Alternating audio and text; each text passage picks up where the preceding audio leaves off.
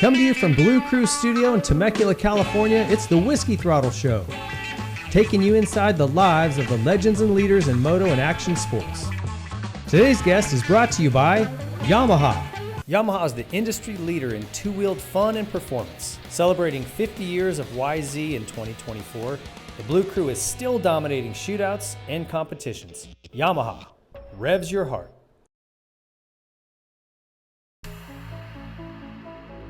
SKDA is the leader in motorcycle graphics. Driven by a combined passion for art and motorcycles, SKDA has become a global leader in the off-road motorcycle space.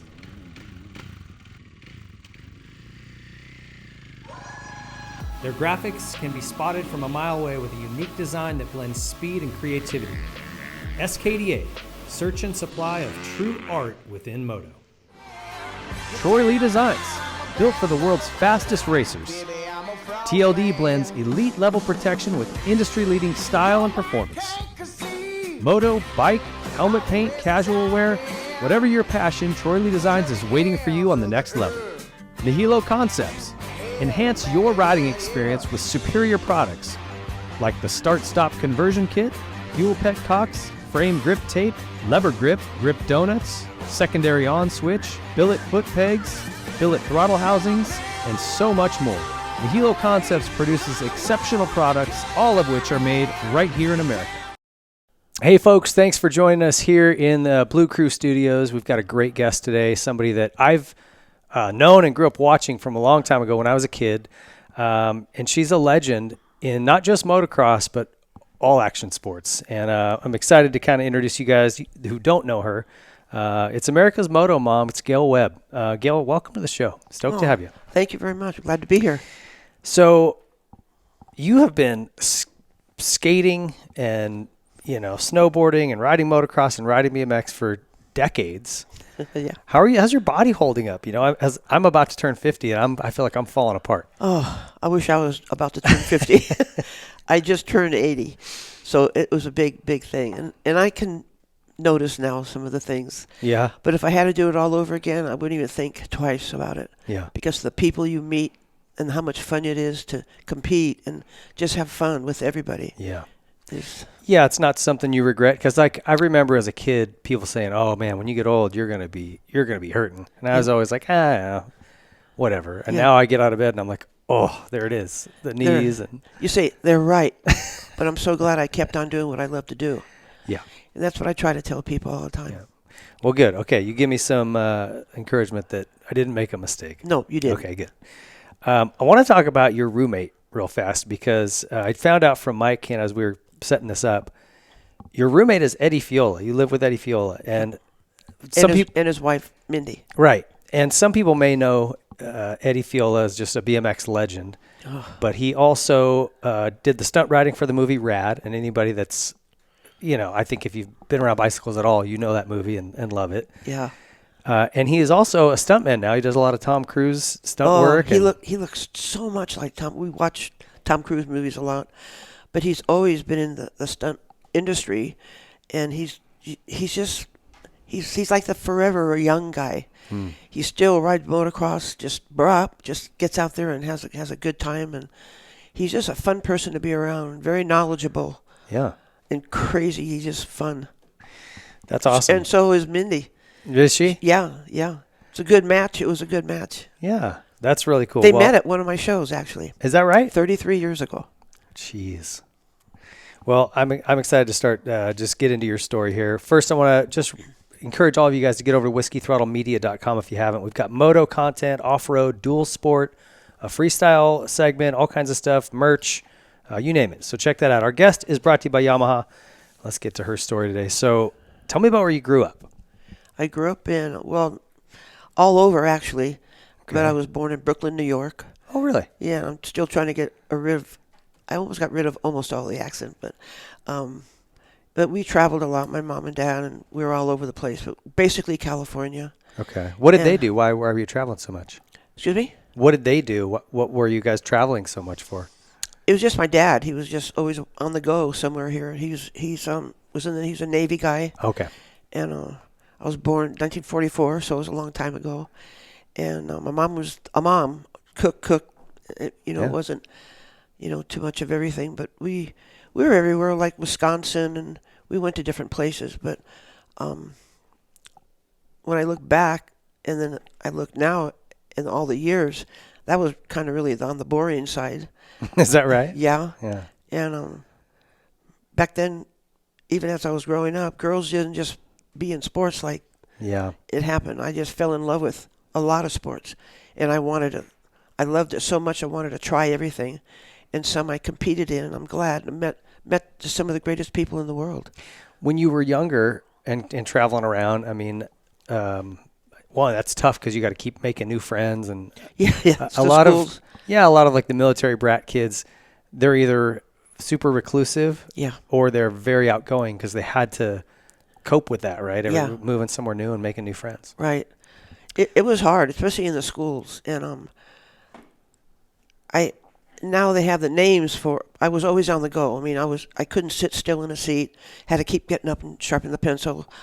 I mean, I did everything I could, and I kind of walked out of class a few times. I was a little rebel, actually, growing up. Okay. Just school wasn't for me, and now in this time of everybody's lives, they're finding out that some kids, have this and have that and have certain things that they're not able just to sit and watch the teacher all day. You want everybody to get a good education, but some, I want to say us, not us as old as I am, but that want to just get out and try other things than just sitting all day. Yeah. I think it's a lot to ask out of little kids to sit still. They got energy, know, and I don't think we do a good enough job of giving them outlets or breaks. Right. To go burn off some energy and then, okay, let's focus for a short period of time and then we'll go do that again, right? Right. It's like, they let you out and you play volleyball. Okay, that lasts for me about 3 minutes. And I would hit it so hard. You're not supposed to. And now you look at the kids now and you see yourself back then like, why didn't they have the knowledge they have now? Yeah. You wouldn't have gotten so much trouble. Yeah, right. Well, they would have said you had ADHD and put you on meds, though, I don't know if it's better or worse. True. So when you were kind of those younger years, were you into like action? I guess action sports weren't even really a thing at that point. But did you play baseball? I mean, what did you do? Actually, I don't know if we're talking about grade school or like junior high, high school. Yeah, kind of something like that. I got along with like all the kids. It just seemed like I just got along with all the kids, and I always noticed that some of the kids always would make some other kids feel bad or something. I would always go sit with them and go, hey, lay off or something like that. I was always in that mind,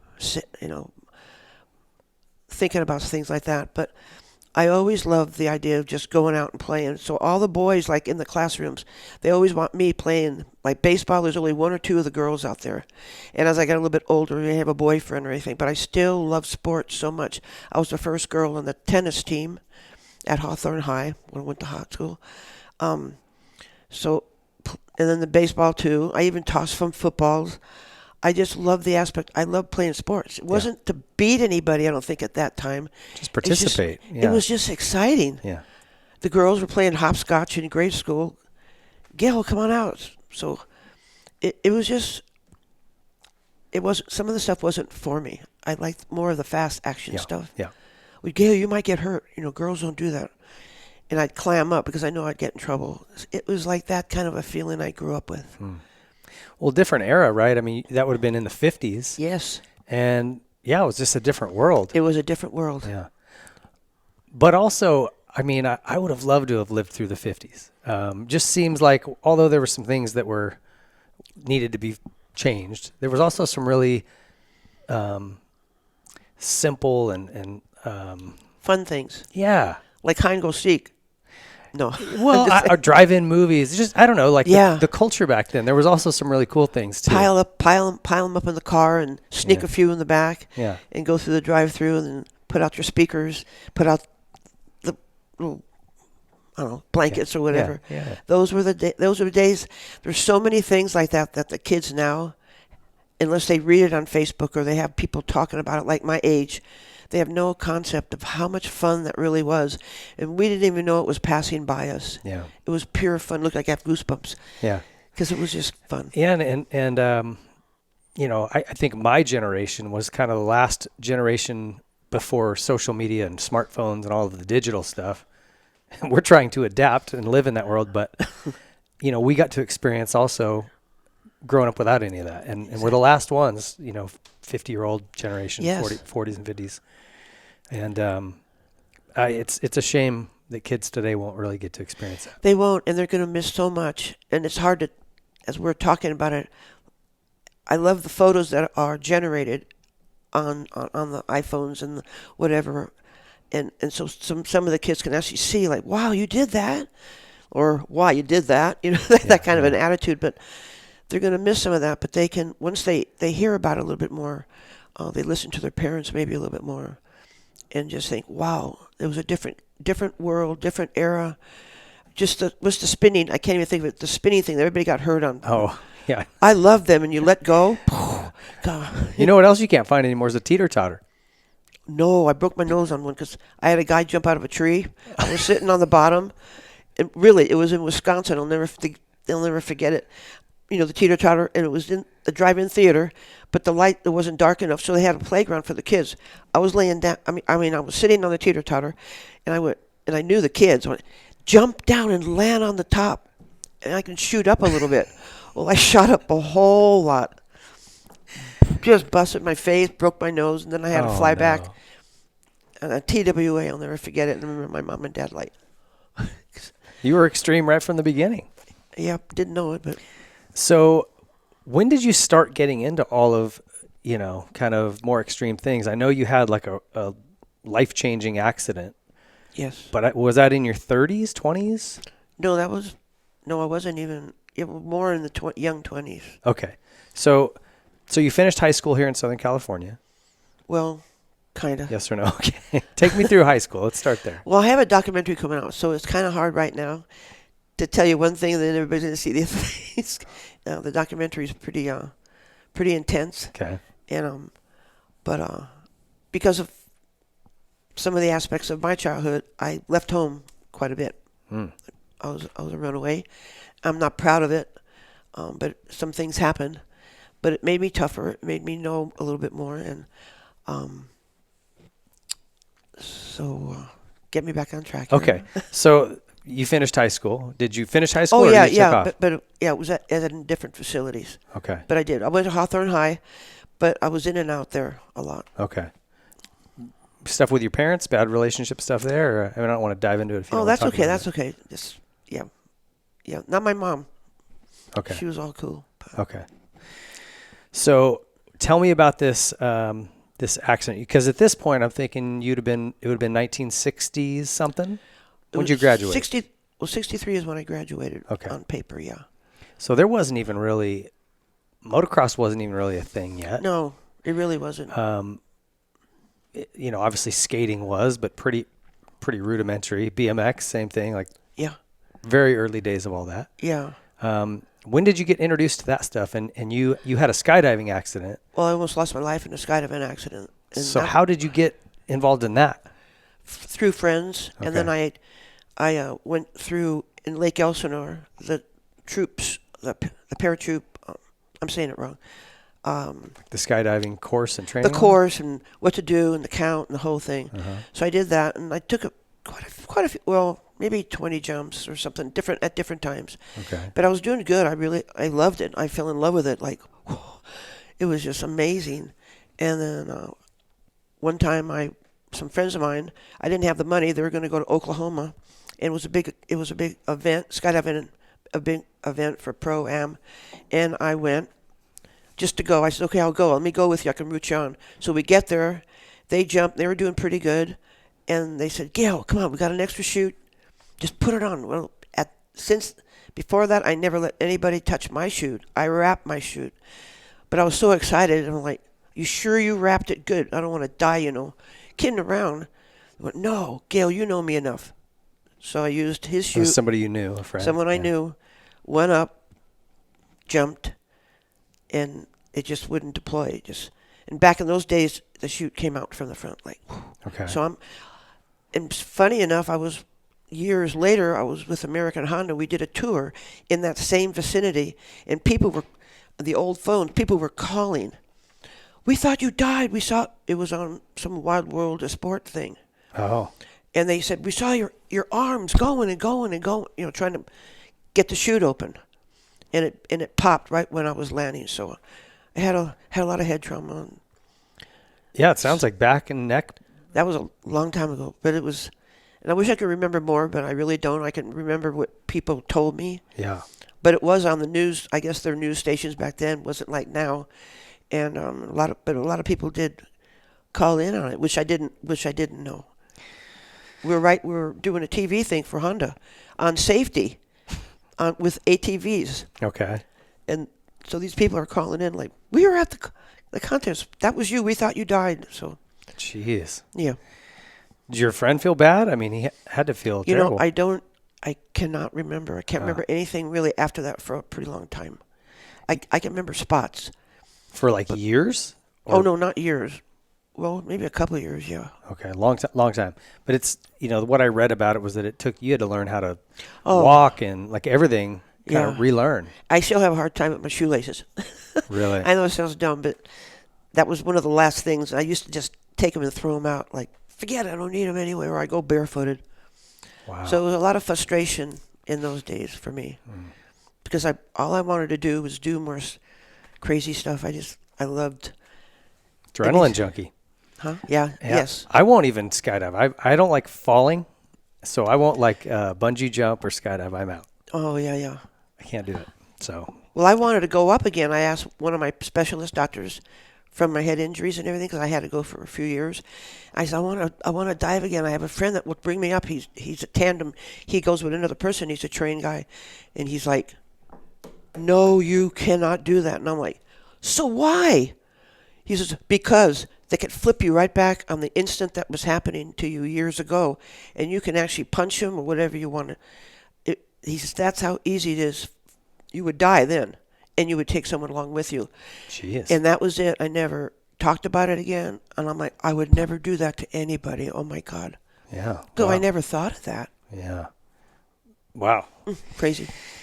Okay, so you kind of come out of that and get yourself back on your feet. What did you start doing next? Did you get a job? Were you... Oh, yeah. I was a waitress. A darn good one, too. I was fast. Yeah. But I always got good tips. And out here, did you move back to California? No, I was in Florida okay. at that time. And met a guy. We got married. And that didn't work out real good for a couple of years. And went on my own way. Came back to California. And started getting into the sports. Okay. And I think a skateboard was one of the first ones. I met another wonderful, wonderful man. We were married over 40 years. Jim, my Jim. But it's on my Facebook all the time. I'll never get over it. I lost him 9 years ago. Wow. But so I can skip all over right now, and anything I wanted. He was a little bit older than I was, but he is the one that really brought all the good stuff out of me. Like, you love that? You should do that. It was one of those kind of. He never thought of anybody. He's just a great guy. So I started skateboarding a little bit. Then I kind of dropped that, and then motorcycles. How did you get introduced to motorcycles? I went with, I can't remember who it was. It wasn't any name now or anything, but I went to we were selling stuff at the Orange County Fairgrounds way back in the day. Now you have to understand, at a swap meet. So it would have been 70s. Yeah, well, early yes, 70s? no, okay. It could right around the 70s, 74, 70. And a friend of mine ran over and went, I go, what is that noise? It's like a plane going over. No, it's races. They're racing motorcycles. I'm like, Jim's like, whoa, whoa, whoa, whoa, whoa. And I'm like, no, whoa, whoa, whoa. What do you mean they're racing motorcycles? And Larry Hoffman was one of the announcers. And I didn't know it then. I didn't know him then. Yeah. And they went, just go down there where they do the, all the dirt stuff and everything. And there it was. There were guys racing motorcycles. And to top it, there were some girls down there. So I'm like, no way. So knowing I ran back literally to Jim. I go, we need to do more swap meets. We need to go to more. He's like, whoa, slow down. What's wrong? I'm like, nothing's wrong. We need to buy a motorcycle. And that is the full story of my husband. Whatever you need, whatever you want. Because he knew about my head injury and coming along not so great. He says, but you got to be careful. You're going to wear a helmet, right? I go, we'll see. But I was kind of probably kidding. But that was my first, I have goosebumps, seeing other people ride motorcycles. I never saw that before. Was it at the Orange County Fairgrounds? It wasn't Costa Mesa Speedway. It is. Was it Costa Mesa? There's a flat track at Costa Mesa Speedway. Okay, I'll take it back because we were in the LA Times when I finally really first got into racing motorcycles. Well, my first year, there was a big pileup, all the girls, and it was in the LA Times. I was right in the middle of it all, but it was the Costa Mesa. Okay. Yes, but they still race there. Costa Mesa Speedway. Yes, yeah. the Speedway. Yeah. But I really saw the guys racing at the Orange County. Okay. Yeah. Huh. That's awesome. So what did you get? Do you remember your first bike? Yes, it was a Yamaha, I think it was a white Yamaha.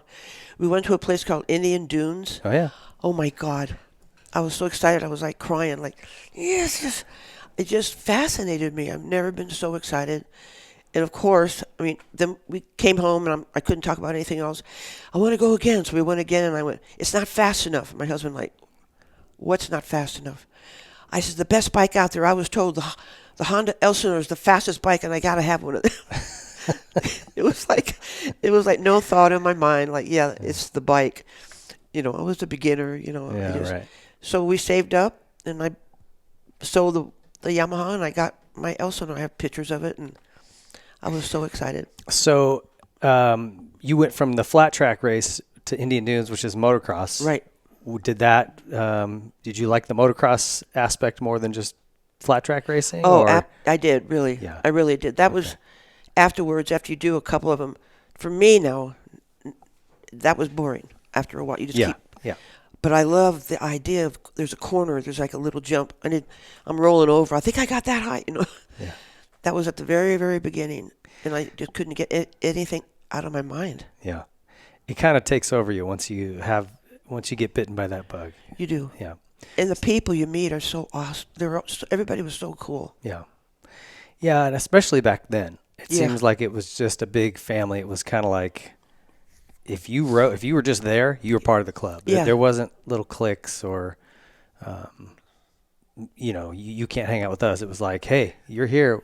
Yeah. Welcome, Yeah. Yeah. It's still like that in a lot of places. In a lot of places. Yeah. Yeah, it is. That's something that's neat about moto. It's so small. Yeah. That it is kind of like that. If someone else does it, you're like, all right, you get it. Yeah. You know what I mean? Yeah. But the progression was so fun because I literally, wherever I could ride, my husband worked, I'm trying to think of the city now, but it had a big dirt lot in the back. Okay. And he worked, and I was able to bring my bike and practice, make my own little jumps. It was constant. I fell in love with motocross. It's all I wanted to do. Mm. Now you, at one point, were big in snowboarding as well. Like you loved to snowboard. I loved the snowboard. That was like... Was that before or after the motorcycles? That was after the motorcycle accident. I loved snowboarding. I actually competed with the USASA for 5 years in different categories. I wasn't the star person, but I actually rode a half pipe. Didn't get any big air out of it, but again, another element of like something I've never done, and I love it. And so many people were talking crap about it. I want to say that word. I'm like, have you ever tried it? No, it's a fad. It's a fad. I go, I'll tell you what the fad is. In about 5-10 years from now, you're going to see more snowboarders than skiers, and it's pretty much happening. Yeah. Well, certainly here in California. Yeah, depends I on don't where know you go about everywhere else. Yeah. Yeah. But it's here to stay. That's for sure. Yeah. So, what about BMX? When did you start BMXing? I always loved bikes. I used to have a Schwinn bike. Put the playing cards on it and brrr. Yeah. But I love that, and I always tried to learn little tricks on it. But it wasn't. Well, we're skipping ahead. When I started doing all my shows for kids, that the riders would really, really help me. Martin Aparijo was one of them. Eddie Fiola was one of them. No, if you hold the bike like this way, and then, so I was able to start doing tricks on them. And like some of the pictures that you've seen. And it's another sport. I didn't really compete in that sport, but I was riding a lot in my shows. Sure. So I would go over the ramp and just fun. And I really believe that helped. It's kind of like parents that are against you riding a motorcycle, like, oh no, until one of them tries it. Like, this is a lot more fun than I thought. It's not as bad as I thought. So when you have other people that are for you, it makes a big difference on the kid and the parent. Yeah, sure. You know, and there was a lot of reasons I started my sports shows, and that was one big reason. And was to get across to not only the kids but the parents. Give your kids a chance to try new things. Make sure they wear the safety gear. So I went on all that. I'm probably skipping way ahead. No, we'll get there. There's so many things you did, and I'm trying to kind of establish how you got into inline skating, rollerblading. Oh God, I skateboarded first a lot. Okay. And then people would badmouth skateboarding. I mean, I had cans thrown at me, and I picked them up and threw them back. But the inline skating, a lot of people, the skaters, like, oh, you're an inline skater, and I'm like, knock it off. So I would ride ramps. So I would drop into ramps because I had the experience from skating, and it's the same almost kind of feeling. But everything I talked about, I wanted to try. Because there's nothing worse than someone telling you how bad something is, and they never even tried it. Yeah. You know, so I really love that sport, and I like to do the downhill thing. I love my ramps. You know. Yeah. And there is a real difference between skateboarding and and then the scooters came. Oh yeah, I forgot about the scooters. But and it's a shame that they have, some of them like rollerblading got a really negative stigma, right? But rollerblading's fun. I mean, it's fun. It is fun. So I don't know why we got to poo-poo this stuff. I know. And the haters, a lot of them ended up riding or they're rollerblading as they got older. Yeah. Because they didn't want to skate anymore or something. Yeah. So it all averaged out for the best. Yeah.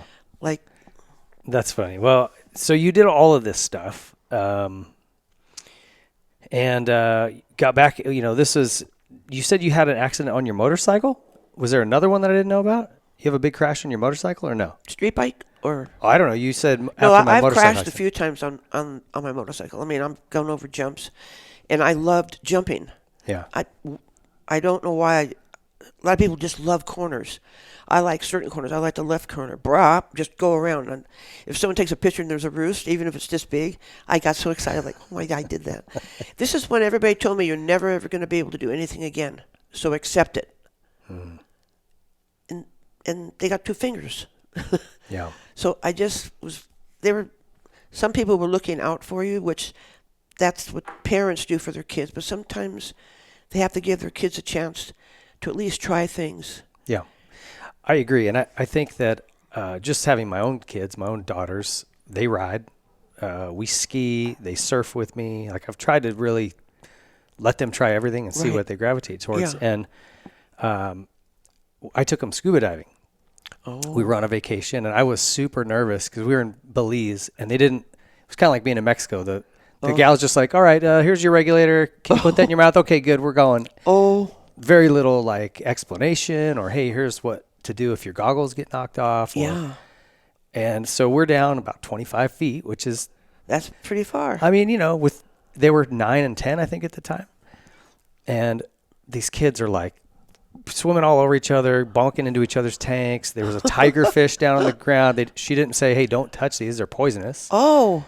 Like how we got out of there alive, I'll have no idea. But at the end of the day, all these kids, there was 5 kids, all under 10, 11, and they were all fine. They all did it. They were fine. They had a blast. Oh. And I took away from that, man, if you don't fill your kid full of fear, if you just give them some instruction and then trust that they'll figure it out. I mean, you're obviously taking some risk, but like they don't have that built-in fear. Yeah. It's what the parents put into them. Yes.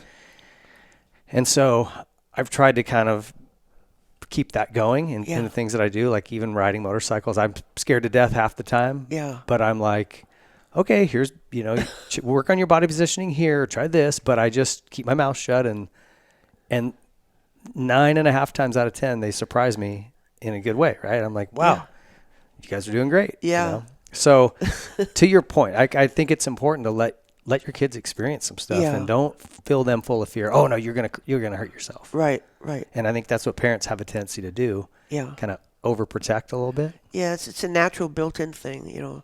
Like my son is always very, very, very active, and he's a great person to get on a motorcycle. He just did it. Yeah, everything, skateboard. He was very, very active in sports. But you got to let them, and sometimes they're going to get hurt. And No, my stomach would go. I was being the real mom, but I didn't let him know it. Yeah. Inside you're dying, right? Yes. And you're just standing there with a smile. You're going like this. Okay, so you had another incident, if I understood right, that kind of shaped what you did with the rest of your life. You had a friend who had a drug overdose. Yes. Tell me about that and how you responded to that. At first, I didn't respond too well. She was one of my very, very best friends, Mo. Her name was Juanita Patwell, but everybody called her Mo. Part Indian. She's the coolest person ever. And she had a lot of friends that were on drugs all the time. She partied them. She knew them before I actually met her. But wherever we went, we went to the old festivals, the music festivals back in the day. It was quite a long time ago. And had a blast. She never needed them because we were always doing dumb, crazy things and having fun. And she knew of another way to have fun without the drugs and everything. Anyway, long story short, when one time she was brought into a hospital in pretty bad condition, I got in there, and she was going, and we didn't know how much time. We're only talking, 15, 20 minutes, and I was in real bad shape. Some of this I remember, and some I don't a little bit. Anyway, she did pass away, and I was holding her, and I remember holding her, and I'm sorry. No, it's okay. And because at that time there was a drug problem just like there is now, but now it's even worse in some respects. And I had my face on her, and I said to her, no matter what in life, whatever. God, it's so hard. I'm so sorry. I'm going to do something for the rest of my life every single day to stop kids from taking drugs. I don't know what it is. I don't know how I'm going to do it. And I can feel her going down. And anyway, she went away. I went to the funeral, and the same kind of thing happened. I went up to where she was laying, and I said the same thing to her. And I was very upset at the funeral because a lot of the people, she had a mind of her own, don't misunderstand me. Most of the kids do, but they make mistakes, and this one ended her whole life. She was only 18. So they started coming over towards her, and I apparently kind of lost it, and I was picked up and brought out too because those were the kids that they were the ones that drugs, gave her this stuff. And I knew some of them, and I told them, knock it off, don't bring anything else to her. It's a long story, but same ending. And I didn't know what I was going to do at that time. Let's face it, I just lost her, but I knew in my life I'm going to do something that's going to help the kids. Now you fast forward this whole thing. I met up with my Jim, my husband. He knows, he knew her too. I'm so sorry. No, it's okay. I can see it. It's like I'm sorry. It's something that we talk to the kids about, and yet until it actually happens, they don't get that dug out, horrible terror. That's my friend, and they were so young. So, that's got to be one of the hardest parts about your show is that you're trying to convey this message, but until you've lived through it, you don't really understand the gravity of it. You don't understand the gravity, but I remember telling my gym, I go, I know what I want to do. I'm going to keep on racing. Now this is mixed up a little bit on the time era. I'm going to keep on racing my motorcycles. I'm going to keep on, and I'm going to help mow. And I have a way to do it. And I dreamt up this thing that I'm going to be at motocross races, and I'm going to be everywhere, and I'm going to make everybody yell and scream, and have some ramps so we can help the kids that are, I knew which ones could be taking some drugs, so I made sure they're in some of my shows so they could feel a difference. They can maybe see a future for themselves. So we have them skating, boarding in my shows and the whole thing. Because of my documentary coming out, a lot of this you'll see in the documentary. More detail, but I'm sorry. No, that's okay. So just I'm trying to get around to how you started the shows. And how it came to be. And I asked my husband, so we're building these ramps. We have these ramps made. They weren't that high. They were only about that high, and they were half pipe a little bit. So we were able to put them in a truck and go on with them and everything. Mm-hmm. So as it got going, I'm like, I know what I'm going to do. I know how I'm going to help mow. So we went and bought, my husband and I went and bought white paper, long white paper. And I got red ink, like it was a paintbrush, and black. We dipped it, and it said big. It was like from here to that wall. It was just say over 20 feet. Yeah. And it said, "Say no." The no was in red, to drugs. And the first time we ever got to use it was at the Orange County Fairgrounds. And we taped it with duct tape, and it just said, "Say no to drugs." And people were going, "Wow, what?" So right after that, like the second day, we were there for like 8 days, 9 days. We did a lot. We started doing a lot of shows. Some cops came up and said, "Where did you get the sign?" So I thought we weren't supposed to have it up there. I go, "No matter what you say, I'm not taking it down. Please, I'll just put another one up." And they're like, no, we really like that. Now, since then, we found out that I know Nancy Reagan. My stuff was 7 years before hers. Oh, really? Yes. Oh, I was going to say you were playing off of her, because that was her campaign, right? No, I actually, it's in the documentary. It was in the LA Times that Gale Webb actually started the Say No to Drug programs. So many people think, because she had all the media. Right. And I liked her, by the way. I mean, she was a great person. But I'm the one that actually started that. So the cops said no. Hers was just say no, right? No. Hers was say no. Oh, no, hers was just say no. Yeah. But mine was say no to drugs, period. I just wanted it full blown. So, I forgot what I was just going to say that. Sorry, I didn't mean to interrupt you. No, that's okay. It's not so you. So the cops, it's you were me. saying the cops. Oh, the cops is, if you're, no, we want to do something. If we make some banners, and we'll give you all the banners you want, could we put them in all of our facilities? And I go, so I went like this, and I remember, because usually I'm running away from the cops back in the day, so we get a high five. Let's do it. And they're the ones that made my first banners. Oh, wow. And we put them up all over the place. And every single one of my shows, in fact, it's on my big ramps. If you look at some of my pictures, you'll see Say No to Drugs. Yeah. Get high on sports, not drugs. And that was my whole thing, get high on sports. Find something you love to do. If not sports, paint. And so every message, and you saw my crowds in the pictures, we could have a couple thousand. We had 3,000 in Paula at the high school. And these are a little touchy, because I'm like, either I'm going to get booed here by these teenagers, or we had Tony Hawk there, but he was not a big name yet. Yeah. So I stood on the mic, and I came in on an ATV, Honda ATV, and I stood up. I'm like, I'm going to get things thrown at me.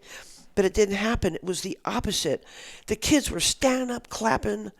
We found out later there was a lot of kids that were skating to play some of the places I used to skate. Yeah. Some of them knew me, so they probably said. And when that high school went and was so gratified by, now you know why I say no to drugs, so you can enjoy everything you do in life. I don't care what it is. Find something in life you love to do.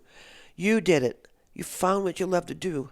You probably way more. And I just wanted everybody to have that feeling that I didn't grow up with. I didn't grow up that. I made my own feelings happen. And I got in trouble for it. But to me, everything, I look back now, and everything is meant to be. Everything has been meant to be. Yeah. Really. And then through the time, I I started getting sponsored. My best Vans tennis shoes, Steve Van Dorn and Christy, and she was a little kid then, but he says, I love your story. I love everything about it. What size shoe do you wear? And I'm like, serious? So then my cousins, I got everybody's shoes, but I've been with them for almost 44 years now. That's awesome. Because they were behind the story part. Now I got on the ramp and I skated, and the crowds went crazy, and see old mom out there skateboarding, but it was some hurdles, but I think I made a lot of my hurdles. Like teenagers, they believe something's going to happen, and it probably wouldn't have. And I always thought I was going to get laughed at or riding a skateboard, and it was just the opposite. Because it seemed like everywhere I went, I was able to talk to some kids. But when Vans got into my whole show program, he said, Gale, what else do you want? I go, can you guys give me a whole bunch of giveaways? Like little things. And till this day, all these years, like my back of my car is full of giveaways. Keychains and just little erasers. It's wallets and just clothes and hats. And so, and I don't just give them out right at the beginning. I'll start talking to the kids. So you get this. And they're going, thank you so much. It's like a buff kind of a guy. And I go, you get 2 because you're cool. Always be cool. Be cool to everybody. So I'm able to still at this day at 80 give good messages to kids. Yeah. And this is all I want out of life right now. I love, and I met great friends. One of them's Mike Lewis. You heard of that guy? Oh, yeah. He's one of the most amazing people I think I've ever met. He never gives up. Well, I love your shows. I love what they're about. I love your energy. And I saw one. I don't know, what year did you start doing them? Oh, gosh. 1976, 77, 78, right in there. So could be you'd been going a while already. In 1990 was the first time I ever went to Mammoth. Okay. And, yeah. And you had one in the parking lot at whatever that grocery store is. Vaughn's Market. Yeah. Yes. And we did quite a few there. We did every year. In fact, I go there every year now and still take photos. Yeah. Well, 1990, I was there watching. Did you like it? Yeah, it was great. It was great. Even back then, I remember thinking, like, this chick's cool. Like, she's not just standing up here shouting some slogan. You're, like, really skating. You're really riding it. Like, you're doing it. Yeah. And, like, that's the connection, I think, with all action sports. If you're actually doing it, you were an enthusiast and you love it. You weren't doing it for a show. Yeah. To be showy. You were doing it because you love to skate. No, you love to ride bikes. You love motocross. Exactly. And I think people that connects. know that. Yeah. Yeah, connection. And I get that when I go to Mammoth, 36 years racing, and I'm still going, so it's been like over 40. Everybody comes over like, Gale, you're like the godmother. We love you. And they're grown up with kids like yourself, and they're like, if it wasn't for you, I would have went the other way, man.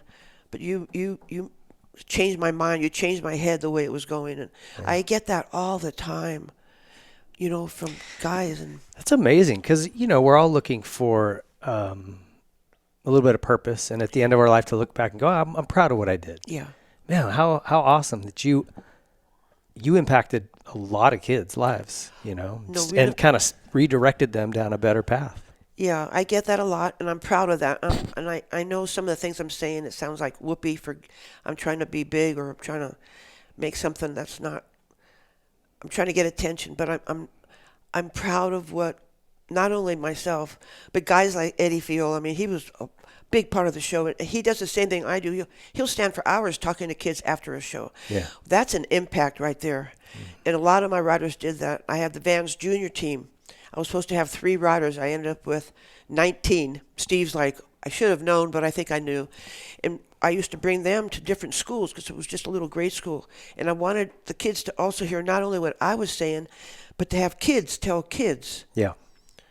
Like, Gale, you get on the ramp. I said, I'm not going to get on the ramp. I'm not going to ride that thing. It's dangerous.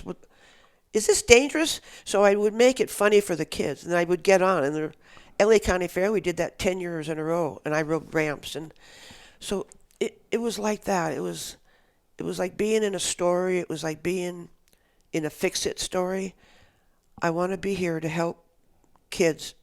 And I really believe I'm still out there trying to help kids. It's so cool that, Tony Hawk, his first show was one of your shows. Christian Hosoi. Christian Hosoi. You name him. Fiola. I mean, these are legendary Stevie skaters. Stevie Caballero.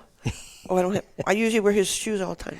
Oh yeah, we've had Cab on the show. He's amazing. But those guys have all been part of your show, and that's so neat. Yeah, yeah. All your heroes were pretty much in my shows, and some kids would come by like, "Can I be in your shows?" I go, "How many tricks can you do?"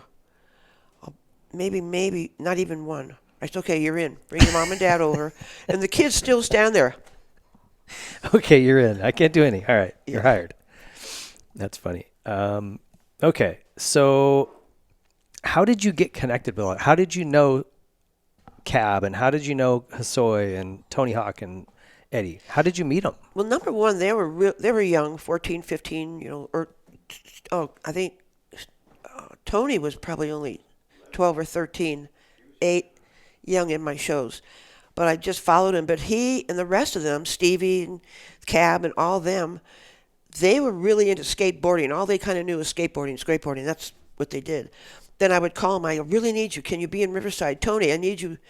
So, yeah. So, we'll bring a friend if you want. So they, so I always try to have the skateboarder element. When I can get the kids that can really handle the ramps, I got them. If not, whatever kid I could get, as long as he's out there trying, we always had at least one skater that can really do some tricks. Okay. And the other ones,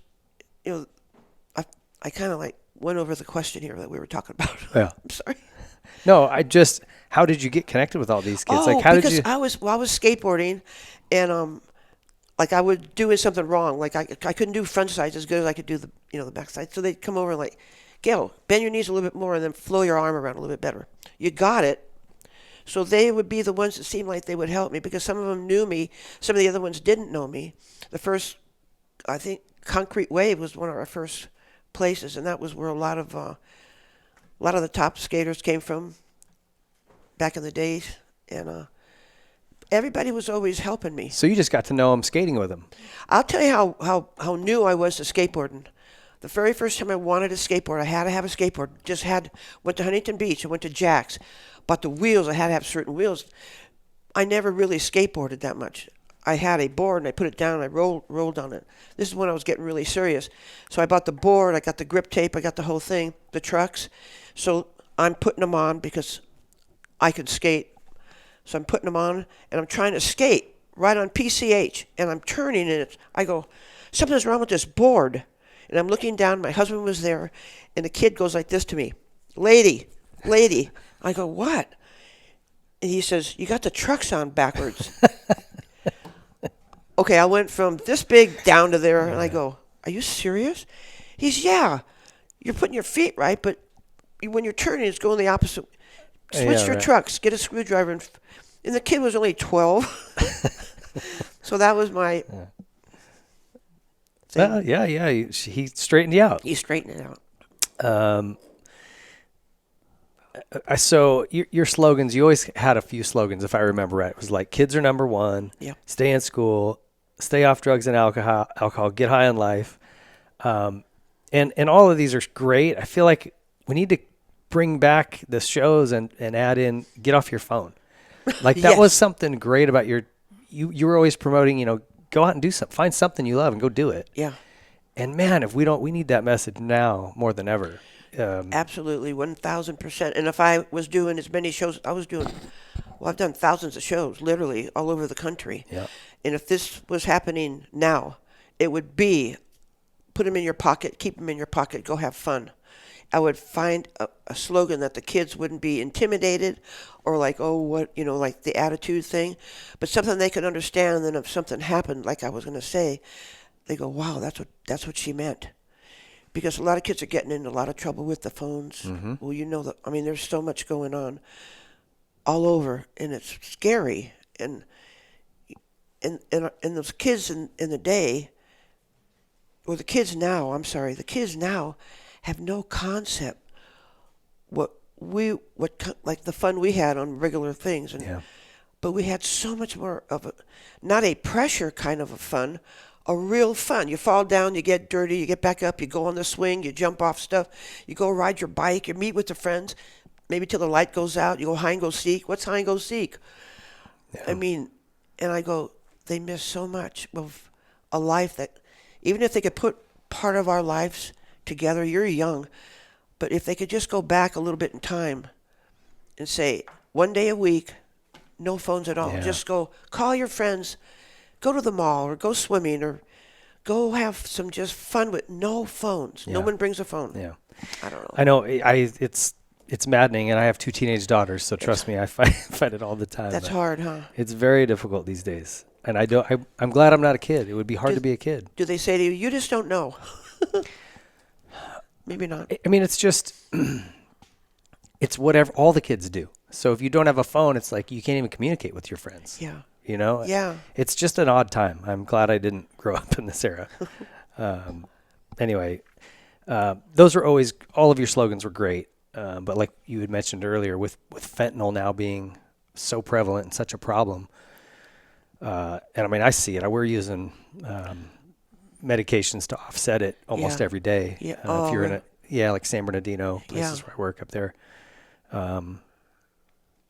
it's really bad. You're seeing a lot of it. A lot of it. And so that's what I love what you were always preaching. It was always so good. Back then, I would say that if you did take drugs, you'd end up in the hospital or whatever, but a lot of times you'd live. Yeah. Now, with fentanyl, they're dying a lot. They're dying, yeah. So crazy stuff. So tell me about your shows. Like, obviously, I saw one, but for the folks who don't know your shows, kind of tell me how it would go. Kind of walk us through. Number 1, my riders were awesome. Number 2, my husband, I talked him into getting one of the biggest sound systems. I loved loud music my whole life, from the old DVD stuff and I wanted a sound system that people can rock to, especially me. Everybody said that. And my sound lady, Alice, that's my sister, all she heard through the whole show was, turn it up. They said, we should make a movie about that. Turn it up. I mean, the stuff was blaring, and I'm like, turn it up. Because I got really built up on the sound. And AC/DC, I love that because how it starts out. Well, I would start out talking like that, and then I'd get into you don't need drugs. You can find the fun. It's hard for me to do it You were high energy, I remember. No, I mean, I love talking on the mic, and I love talking eye to eye to people. I love going into the crowds. I wanted these kids and big kids, the parents, to know that there's different ways to handle things. Don't just start screaming at your kids. All they're going to do is shut down. Not all of them, but they're going to shut down. And then they're going to go out with their friends and go, yeah, my mom and dad do this. You need to talk to your kids. Turn it up. So I'm like, okay, everybody, let's sing together. And I always tried to make my shows that way. And Mike, I would say it wrong now. Mike Lewis, he's been at my shows, and he's never seen anybody get people up like that. That's the one comment of almost everywhere we went to do shows. I don't care if it was in New York. Oh, I had a blast in New York. Those people were rockers. They led the music, but I knew there were a lot of problems there with the drugs. So I handled it a little different, kind of a little bit, not real serious, but kind of like touch and go serious, but talking about life. Like, you live in this big city, man, you got to just rock. But there's certain ways to rock and certain ways to remember that you rocked. Turn the music up. So every other sentence, hey, turn the music. You just turn it up louder. But and I'd skip around like I'm here. That was not an excuse, but I did hit my head a few times a little bit hard. So and at my age, people go, you're going to start forgetting, and it's true. So I get things a little mixed up, and like right now, I just forgot our question. But we were talking about the shows and how they went. Oh yeah, and I wanted to feel the crowd. I knew I had a good crowd when you could. They're just dancing. I made almost really. I know I'm bragging here, but I made almost every single show. I got every age dancing and rocking with their kids, and it was the coolest thing. And it's like I'm living it right now because I can see it. I I see Knott's Berry Farm shows, shows in New York. I mean, all over Florida. We traveled all over doing the shows, and it was the coolest thing to see. And then 2 years later, 1 year later, or 5 years, you go back, and these kids are growing up, and the parents go, "We remember you. We actually sit down for dinner now, all at one time, and eat." No, I have goosebumps right now because you know that if you touch one family, that the kids now actually sat down, they're in their teens, now they're older, and had a dinner with the whole family. And I get that walking through the mall now. You don't know what you've done. You did something that no one could do. But they see me skateboarding too. And I was real careful. I made believe before I grabbed that mic and preached to kids, I made sure they saw me either skate and do a good run or crash. Yeah, right. Like, oh, I'm glad I had this on. So I orchestrated it in my own mind, and it was spontaneous. Mm-hmm. But I didn't practice doing anything. I didn't rehearse anything. Kind of doing what I'm doing now.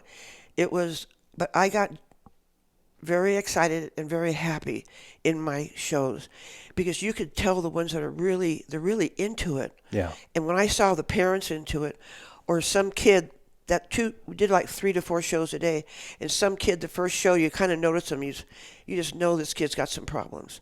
Maybe another one. And then the second show, they're a little bit over on this side of the crowd.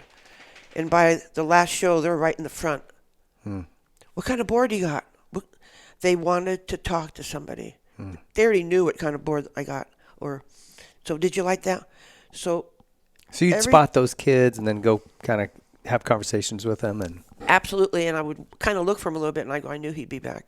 I knew she'd be back. Oh, the couple's back. And it's, all of us in life get a great feeling in our heart when we know we touch somebody or we help somebody. But I was so grateful that I was able to do that all the time.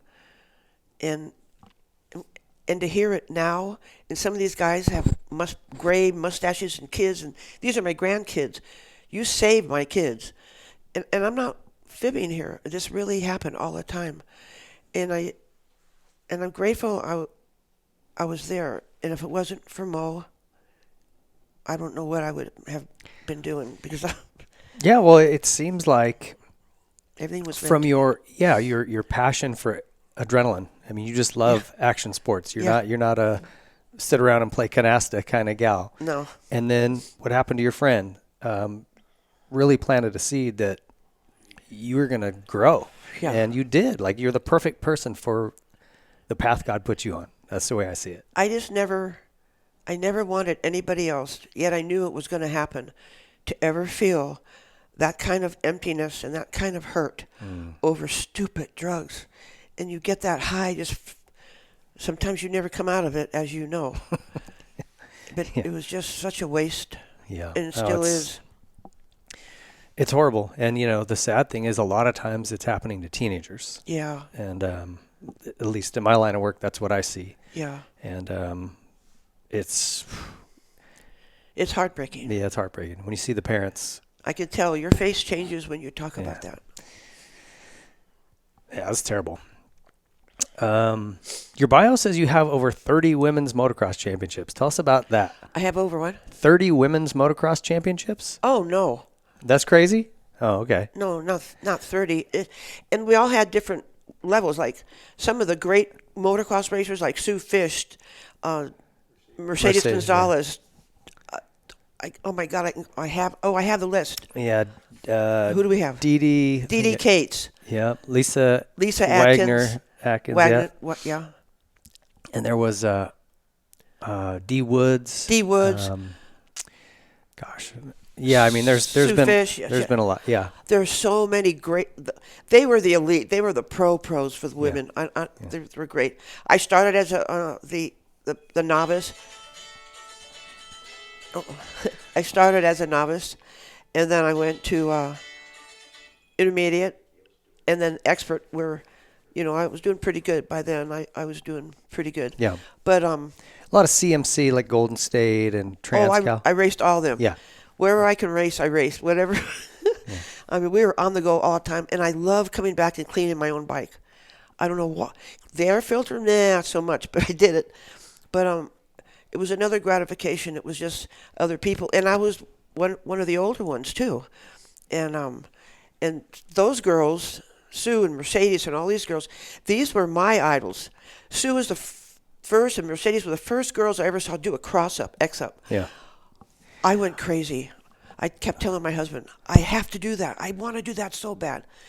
So just everything I tried, maybe it was because I almost died in the skydiving accident. There's so many maybes, but I don't think so. I was always one to want to try anything. Like, I love to go fast in cars. Yeah? Yeah. But we won't talk a about lot of speeding tickets? Yes, I did. Yeah. And in Inglewood, they knew me very well. They even let me do a class once. Oh, yeah? Back in the day, yeah, in Inglewood. Oh, my gosh. So that was before everything. That was when I was... But we all make mistakes. We all hopefully learn by them. Some people don't learn by them, and I still don't learn by all my mistakes. But if we can just touch these kids, maybe not as a grandma or you're a dad, and it's like, I know, we know, and we both know that they really don't know all of it. They don't know all of it. They don't know what it's like holding your best friend. Yeah. And sadly, you don't until it happens. Until it happens. Yeah, you can never really grasp it.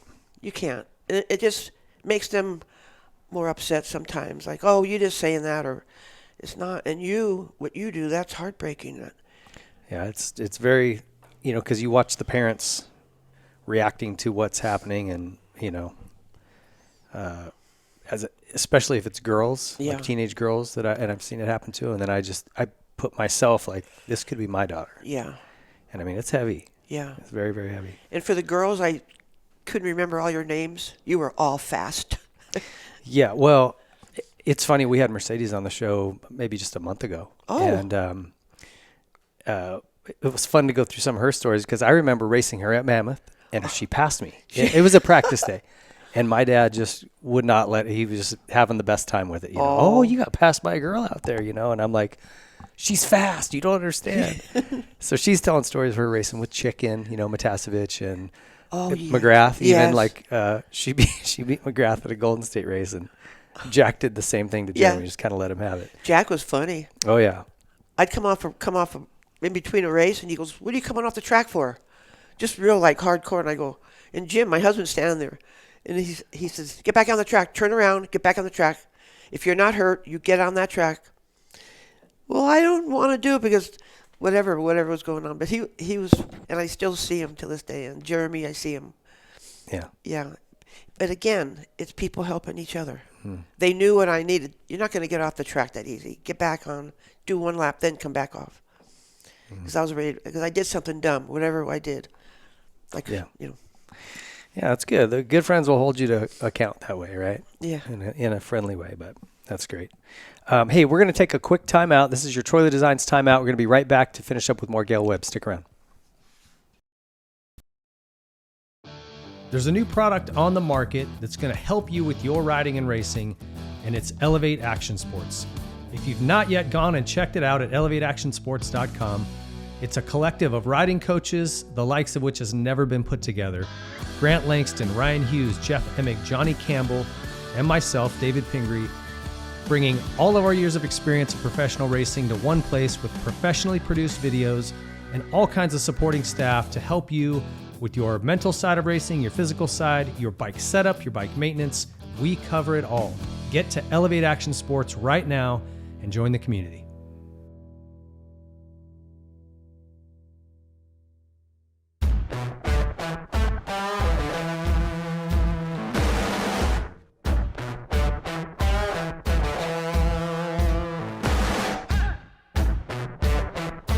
Dunlop. There is a reason every AMA championship in the past decade was won on Dunlop tires. They are the best. Choose the best performing tire and a brand that has never wavered in their support of our sport. Choose Dunlop. Pro Circuit. Pro Circuit products are designed with one goal in mind: winning. Through passion and hard work, Pro Circuit has operated the most successful 250 team in the history of the sport.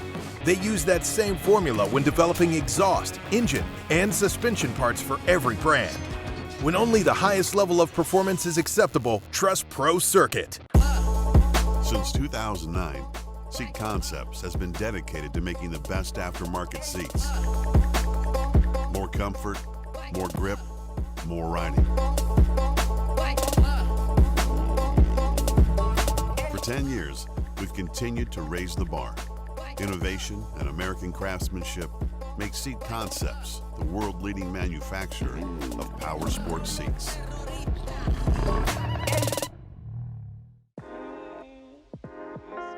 Something from nothing. That's what Nihilo Concepts is about. It starts with a spark, an idea, a concept, which leads to a design, and finishes with engineered excellence with the highest quality products created with durability in mind. All our products are made in the USA at our state-of-the-art facility in Stuart, Florida. Whether you are a weekend warrior, ride for fun, or at the highest level of competition, Nihilo Concepts offers innovative titanium, aluminum, and carbon fiber parts for your dirt bike. We offer a wide variety of products that you can customize to your liking. Browse our site for foot pegs, brake tips, engine components, specialty tools, frame grip tape, lever grips, carbon fiber components, motor stands, our secondary on-switch, plus much more. Head to NihiloConcepts.com and see for yourself why factory teams like Red Bull KTM, Rockstar Husqvarna, Troy Lee Designs Gas, Orange Brigade, Club MX, KLM Gas, and some of the fastest riders in the world choose Nihilo Concepts.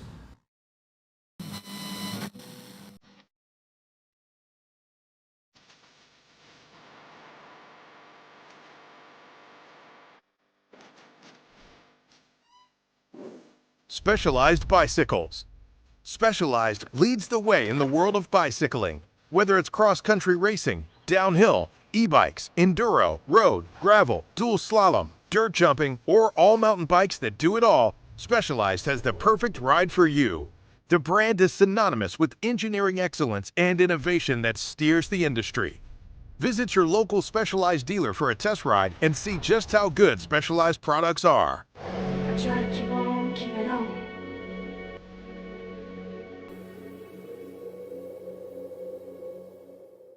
With a rich history in motocross, ProX has been dedicated to supplying quality components since 1975. Whether you're rebuilding an engine or just need a new chain, ProX Racing Parts aims to bridge the gap between OE quality and affordability.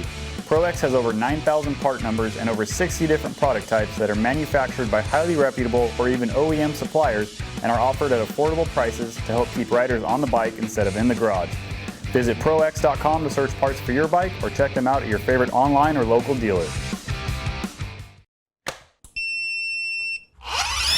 A lot of us have been talking about the Stasic generation of riders, and you forget how quickly things can change in a sport that is as young as motocross. That's 6-7 years that these bikes have been around training riders. So we have a Stasic generation out on the racetrack. A lot of those riders surely were raised on Stasics, and the skills they show are next level.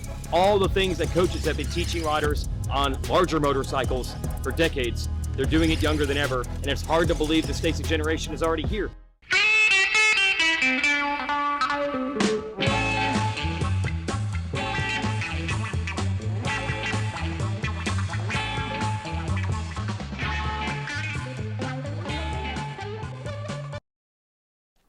Welcome back, everybody. That was your Troy Lee Designs timeout. If you guys have not been over to Troy Lee Designs to see what they've got going on, check them out. Helmet paint, the paint department's cranking. They've got really cool deals on just lettering. If you want to do your name and number, they can do a complete custom helmet for you.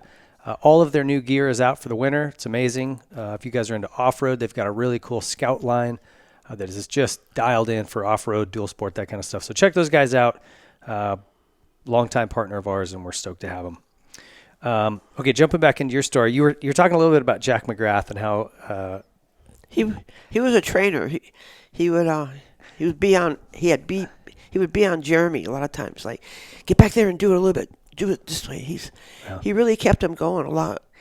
He was like a very sweet guy, but he had a pretty gruff exterior. Yes. Like when I first met him, I was like, oh, this guy's kind of scary. Yeah. And then you get to know him, you're like, oh, okay, he's not. Yeah. He just comes across that way. No, he's a great guy. You said Jeremy helped you in the whoops at one point? I hated whoops. I hated doubles. I hated whoops. And, no, I loved the doubles. I'm sorry. But I hated just the whoops. And one time, he just lived down the street from us. And he just, come on over. I want to show you some stuff I'm doing. So I went down there, and he was doing these major jumps. Wait, stand here. And he's going way, way out there. And he's jumping all that way. So I was excited to see him. He said, okay, we made this little section here. I go, yeah. He said, that's for you. And I go, they're whoops. They're really, really big. There's no way I'm going to do it. So he got a shovel, and they had a shovel, and they fixed it all up. And he's the one that actually had me go through the whoops and actually come back on the other side and do the jump.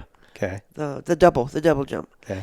And if it wasn't for him, I never would have done. I always slowed down in the whoops because it was just something I was scared of, like flipping. Yeah. But he was so kind to do that. I mean, he was doing some filming and practicing with some other guys, but it was so kind. And Jeremy was cool. He said, just remember, you're the one that snuck me the skateboard. My dad never found out about that. Oh, you snuck the skateboard? Oh, yeah, I did that. I do that sometimes. But I just wanted Jeremy to know. Thank you, Jeremy. Oh, that's cool. Yeah, he was. If you can get him to where he's got a second, he taught me how to do starts. I was struggling with my starts, and he sat down with me. This was 1994. Showed me how he did it. Yeah. He's like, don't try to do anything crazy. Like, just here's the fundamental thing. Just do this. And I got good starts my whole career because of what he taught me, and I never really changed a thing. Oh, see. So. But see, that's what a friend can do. Yeah. You number one, you believe in them. Yeah, that was cool. Okay, so you got inducted into the Skateboarding Hall of Fame in 2019. Yes. And we'll get to this, but you're actually inducted into multiple halls of fame in your different sports you're involved in. Well, tell me about that one and what that meant to you. Well, Steve Van Dorn and I are the only two people, I think it's the world, that have been inducted into the Skateboard Hall of Fame and the what? And the BMX. The BMX Hall of Fame, yeah. Skateboard Hall of Fame. Now, he never rode the bikes or he never rode the skateboards, but he'll talk about that a lot. Gale and I are the only ones that got into it, into both Hall of Fames. And I'm really proud of it because it was skateboard, and I didn't just putt around. I mean, I dropped into bowls that when I first used to see them, I'm like, no way. It's straight down like the pipeline. Pipeline was a great park. The concrete wave, just all of these parks. But dropping in, it's like a free fall. Your stomach is just... But it's just the coolest feeling, so you get a lot of gratification on that. Yeah. You had to have had some pretty big slams in that, huh? I have. Learning. I did. Yeah, because you don't make it all the time. It's like motocross. Yeah. Just remember back. Yeah. Oh, yeah. It's all part of it. And some hurt quite a bit. You get better, and you can't wait to get your foot back at your ankle. I have screws in my ankle. Soon as I got the cast off, I'm trying to put duct tape around so I can put it in the boot. It was hurting in the boot, but at least I could stand on the pegs. Yeah. It was after you ride a little bit and you try to get your foot out all swollen. Okay, that hurt, and I would admit it. Yeah. But what was your favorite part of skating? Was it, dropping into a big ramp, or what did you enjoy the most? The scariest part was, well, after a while, the dropping in didn't bother me like it did, but learning the tricks, dropping in was scary because you keep going up. You keep going up like, oh, crap. Then all of a sudden one guy goes, just do it. Okay. You just got to go. That's yeah. it. Yeah. But it's like hitting a jump on a motorcycle. You could sit there and keep thinking about it 100 times. It's like you just got to go. You just got to do it. Mm-hmm. Look, you're doing this one in Lake Elsinore. I was riding there and I wanted to do this one double so bad. I couldn't do it. It was a long double. I'm sorry. Tabletop? No, it was a double. Oh. It was a double jump. Okay. But the jump itself wasn't a narrow passway. It was like wide, like this. Okay. And so I'm going and I wouldn't do it. So I got to know the guys there, and they came over and they're like, Gale, we're going to take out, how do they do that? We're going to take out the second jump. We're just going to make it, so all you need to do is just come over on the left. Don't go on the right and do the double. I go, you just took it out. He's just go around. It's there. Just remember. And then just drop and jump it just like you were going to jump it. Well, before that, I would never do it because that's a double and I'm going to do it. So I went around the drop, and I cleared it by like that much. Okay. They went, okay, now we're going to put the dirt back. It was just, and that was it. Yeah, the mental block of. It was a total mental block because it looked, they always watered their track really good. It was prepped pretty good. And it just looked at that dark, gloomy, you're not going to make it. So I'd go and I'd go off. But it's funny that after that, I couldn't wait. You were looking forward to it every lap? Yeah. Yeah, well, everybody has experienced that, the fear of trying to jump something for the first time. Yeah. But when you do it, that great feeling you get. Oh, it's great. And it's on anything, in the snow or skating or BMX. Yes. So, when you finally conquer something, that's that feeling of like pride and just adrenaline and all of it. Like you did with Jeremy. Yeah. It's great. Tell me about the Gale Webb Action Sports Park in Menifee. I haven't been there yet. I heard about it the whole year it was being built. It's so awesome. It's really awesome. But it's, for people that don't know, right here just north of Temecula, where the Blue Crew Studios are, it's the biggest park in Southern California, I think. Or No, there's one bigger now. Oh, okay. But it's massive. Oh, it's big. It's got jumps. Got this. Huh? Yeah, 7-acre park, and it's got trails and dirt jumps and pump tracks and they're big jumps, and the guys sometimes do their own. We remodify them, but everybody there helps each other. Yeah, it's an amazing park. We have so much fun there, and of course I had to have my way on one thing. I call it the pamper track. I don't tell that to the little kids, but so many times you see parents bring their kids to try something, they fall.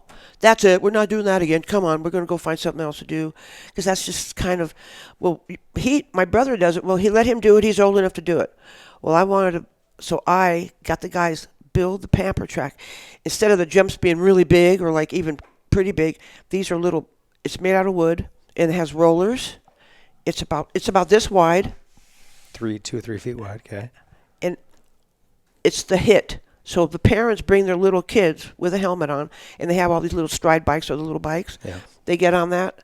Some will go off, but when they go off, my whole thing was, if they go off or fall off, they're not going to get really hurt. They're going to bounce. Yeah. The first thing we hear when we see a kid bounce, get me back on, get me back on.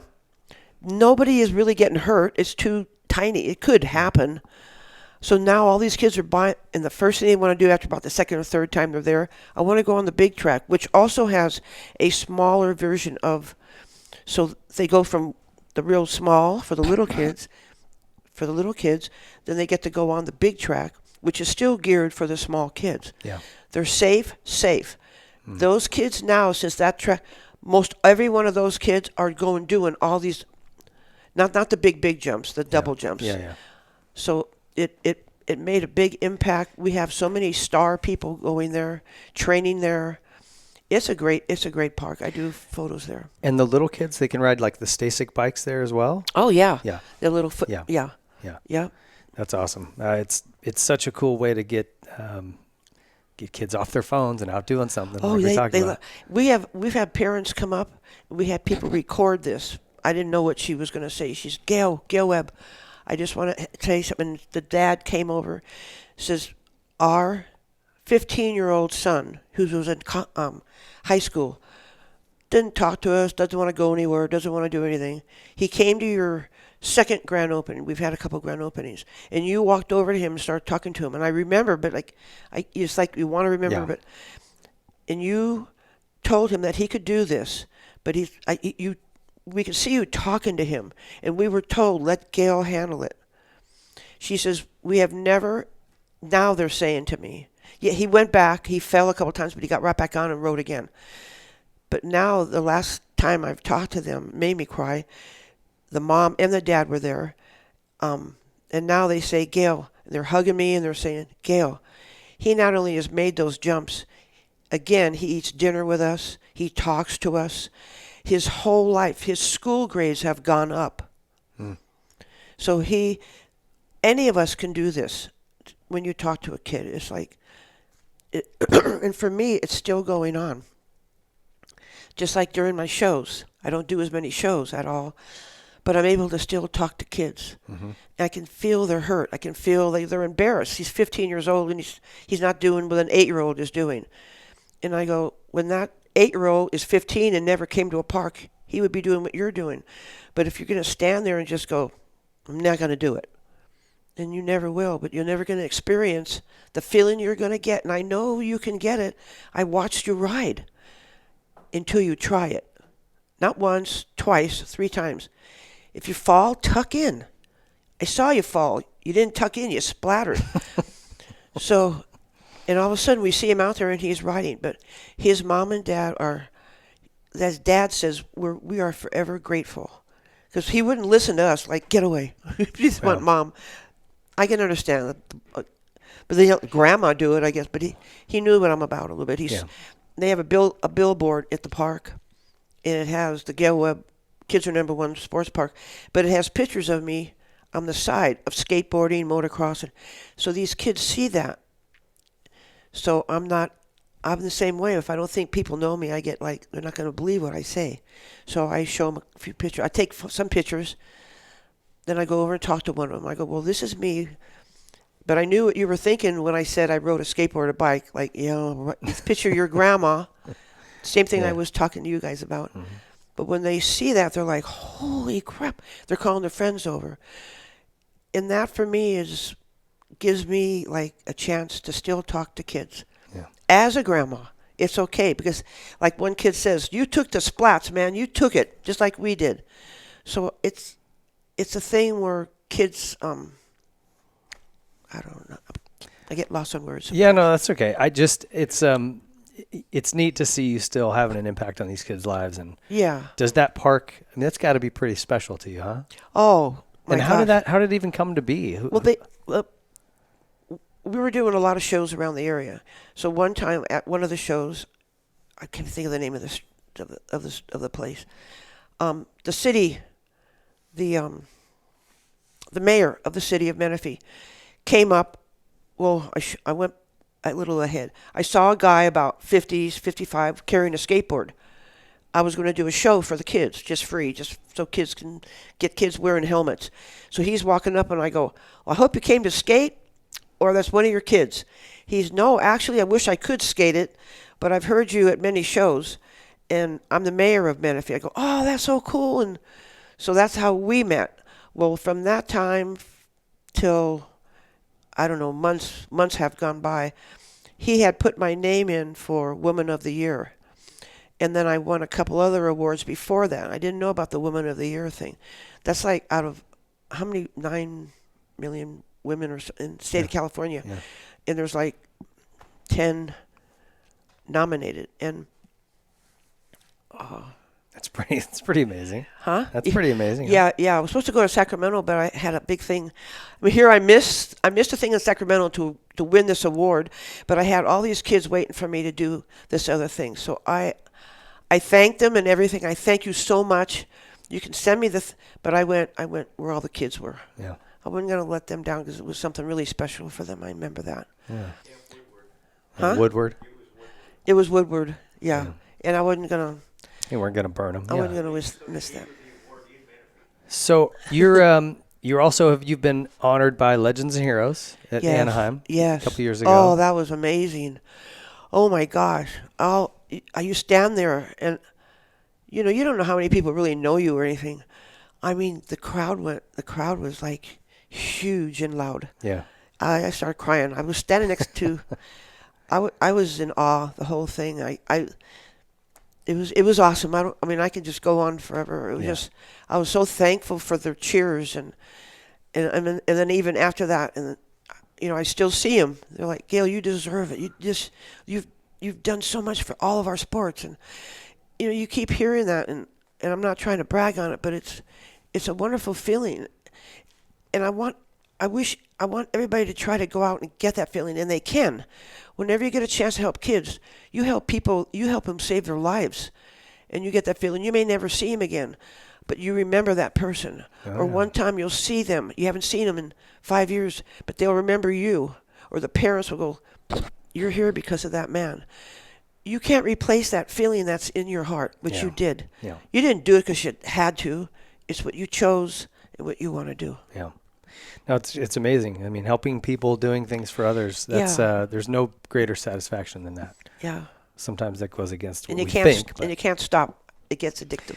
Yeah, for sure. Well, what's so neat is you've impacted multiple sports. Yes. To be nominated into just a BMX Hall of Fame that would be amazing. But you're in skateboard and BMX, and you've been honored in motor. Like, you're kind of crossing over all of these different things, which is supposed to be the only only woman that has all those. I get a little intimidated because there's so many that are deserving out there, and they're young, so it's going to come their way. And you know, I mention Eddie a lot, but if they can just follow his lead, even it's just amazing what he's done for kids.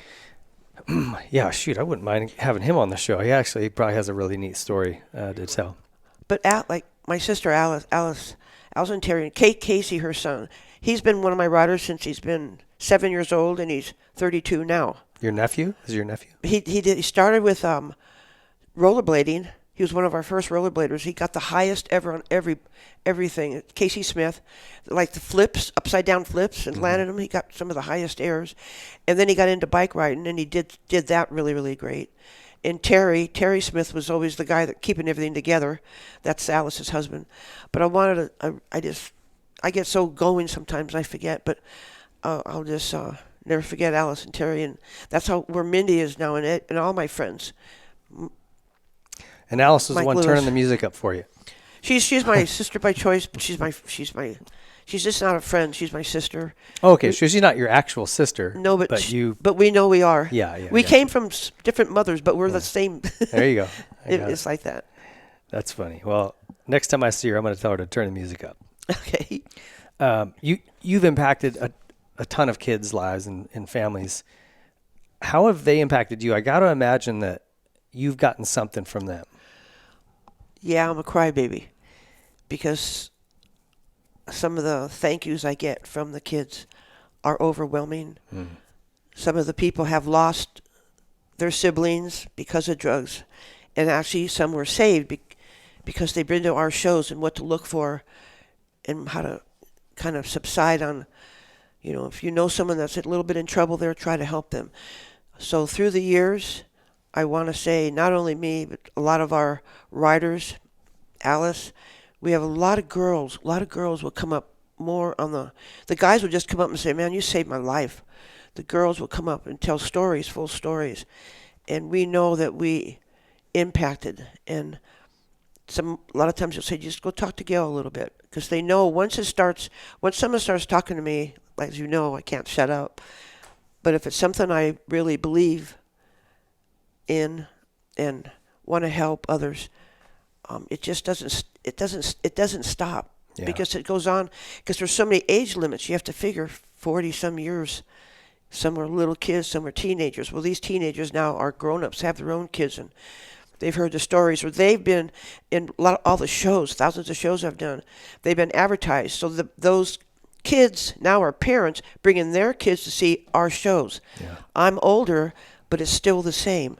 A little bit more, a little bit, you know, but the music, turn it up. It's still that. Now it's just because you're hearing, you know, you can't hear it all the way. You're like, turn it up. No, everybody says that's why I can't hear it. That's probably true. Was there a place you enjoyed going, a city where it was just a better energy or something? Was there a place? Like doing a show. Was there a place that you love to do shows the most? Schools. But what state or what city? Was there is there a place in the country that you liked best for doing shows? Oh my gosh, that's a hard one. That's a really hard question and a good question. I did more shows like in California, but I would like to go back to New York again. I'd like to go back, but I actually have to say I loved every single show I did, everywhere I did it. And my riders, you know, I had a lot of different riders. Some have been with me over 30 years, but they liked some of the different states because they found a girl in the I have a girlfriend or something. Right. But we all. That's a great question. Yeah, I just didn't know if it was. I'm sure it's got to be a different feel when you go to different places. A different feel. Like some are a little bit like slower. The tempo is a little bit slower till you can get them really going. But they're all I don't think I've ever been to a place that I haven't got them by the halftime or before, just screaming and yelling.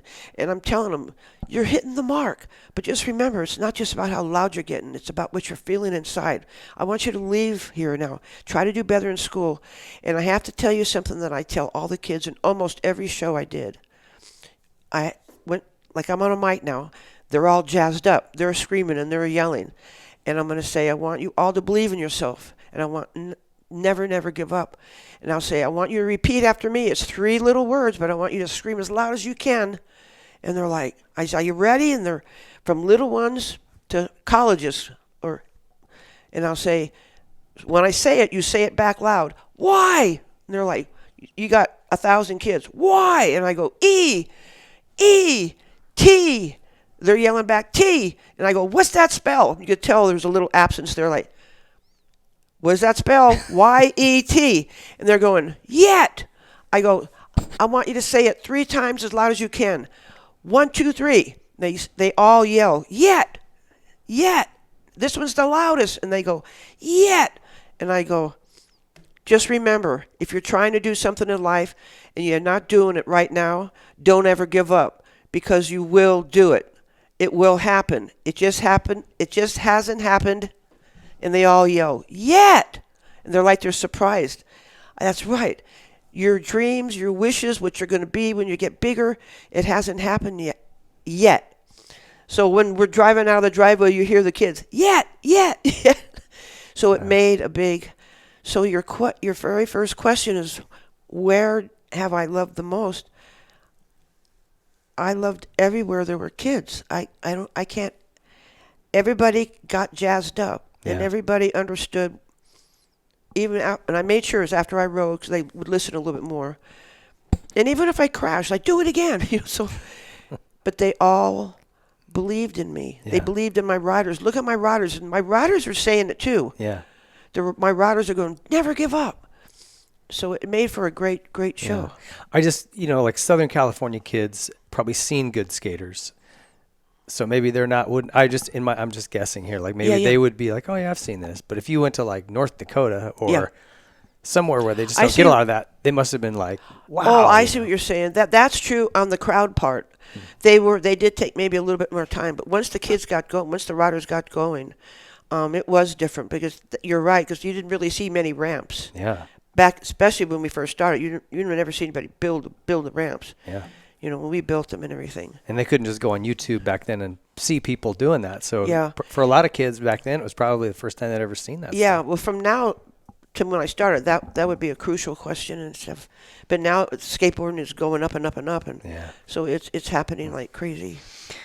Good question. What, as somebody who's been connected to all these different action sports, what similarities do you see and what differences between skate, snow, BMX, moto, all those things? The differences? Yeah, what things are similar? Like, are there similarities between each of those sports and the people that do them? And then what would be different if you had to kind of put that into words? You mean when they're doing the sport, which one is different? Yeah, I'm saying the people that are involved in it. Well, like snowboarding is more like, be like maybe skating, because it's got that slide. Is that what you're trying to? No, I guess I'm saying more like the communities, the people that do it, and the fans of it, and things like that. Oh, down on the beach now, it's everything. It's skateboards. It's everybody. Everything's accepted a lot more yet. Once in a while, you might hear some guy those DAM boards or whatever, but not like it used to be, where I've had stuff thrown at me. So way back in the day, you used to get cans, for beer skating? Cans. Oh no. I can ask Mike. Mike probably remembers that, where people used to throw things at skateboarders as they're riding. Well. That's part of some of the reason I got into it. My son was only like 8, and they're not going to throw anything at him. Yeah. And my two. Yes, and we were called the skateboarding family because of Gale and Johnny, who were my cousins, twin cousins, boy and a girl, and my son. And myself. That's the skateboarding family. We can't leave that out. Okay. And they did that's where it all started with them. They were in all the shows.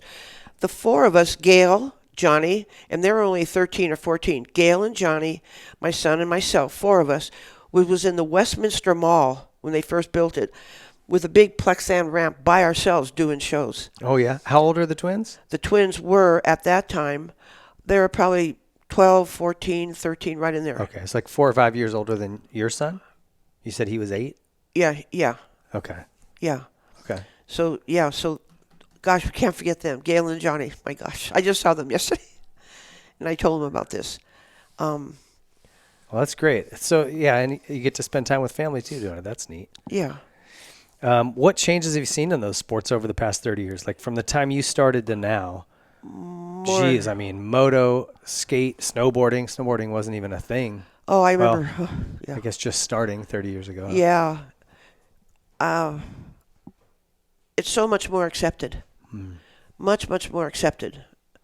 You know, if you're a skater then, you were just a skater. No one, you didn't really hang out with like rollerbladers. You wouldn't be. It was like that. It was very. Yeah. Now, you see them skating together, riding together. Skateboarding is still a little bit hardcore, but that's just some of the people. But some of the ones that used to be hardcore, I won't mention any names, are cooler than cool now. Yeah. With everybody. It was just that they were the ones like being picked on, things thrown at them. Of course, they're going to have an attitude. You know, anybody that is doing something that they're not hurting anybody and getting in trouble for it. Yeah. What did I do? I didn't even do anything. Well, I didn't skate a whole lot, but I had a sticker that said skateboarding is not a crime. I think it was a van sticker, wasn't it? It might have been. I had it on my back windows. Did you? And that was a long time ago. Yeah. That was a long time ago, yeah. Yeah.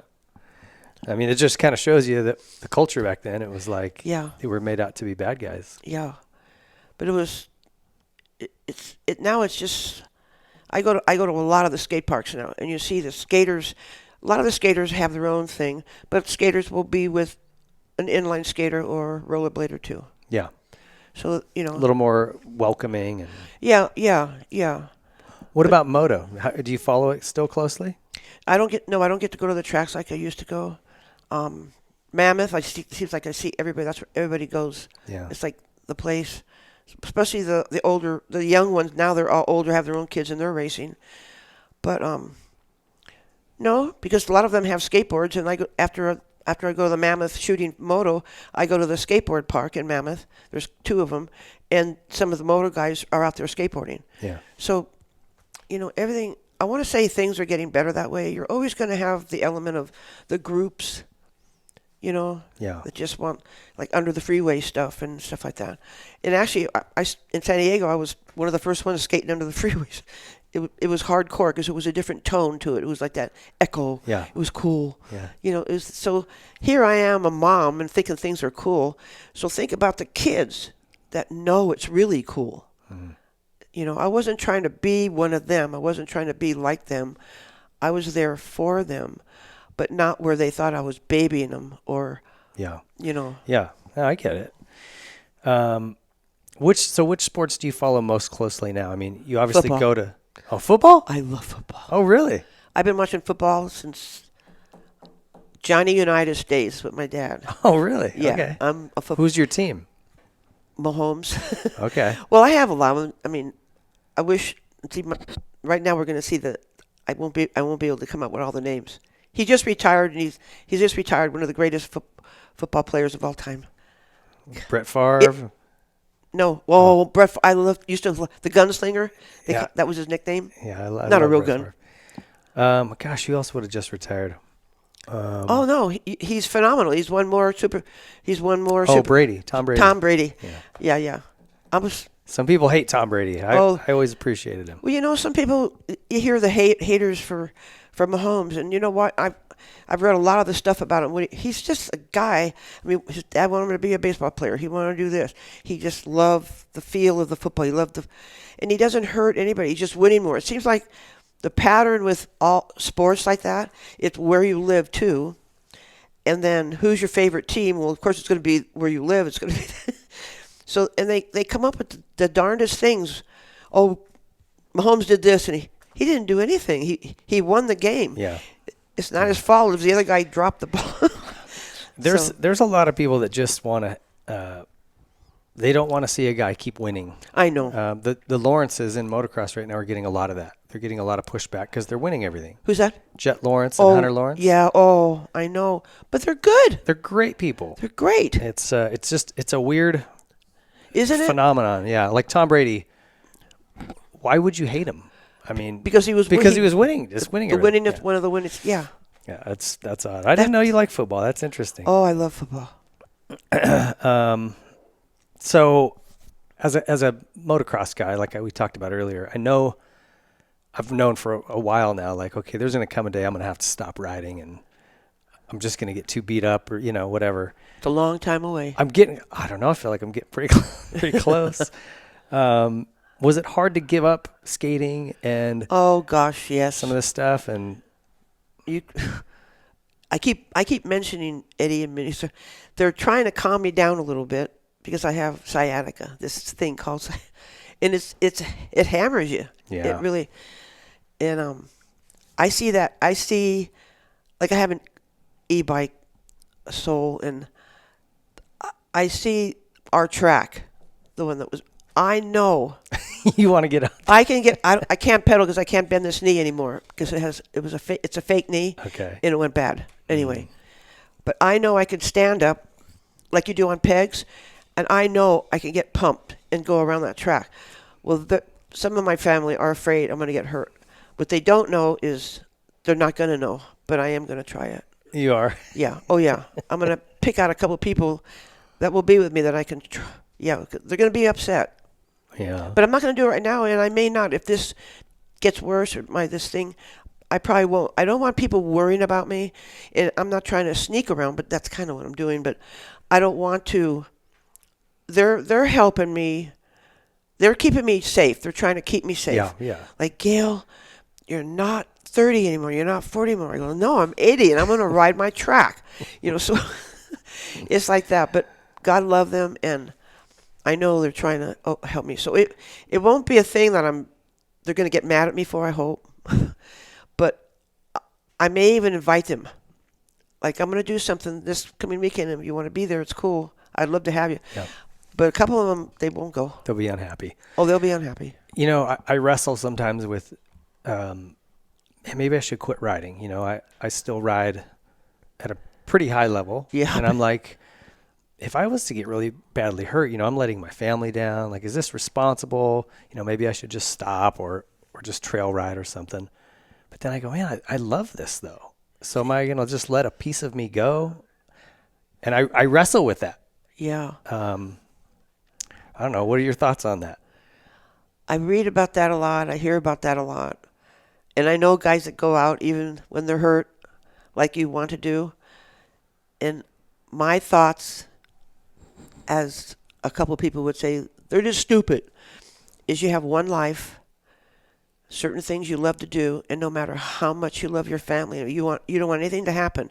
So it's not like you're going to go out and try. You're smart enough not to try something real stupid. You're not going to try triples. You're not going to try.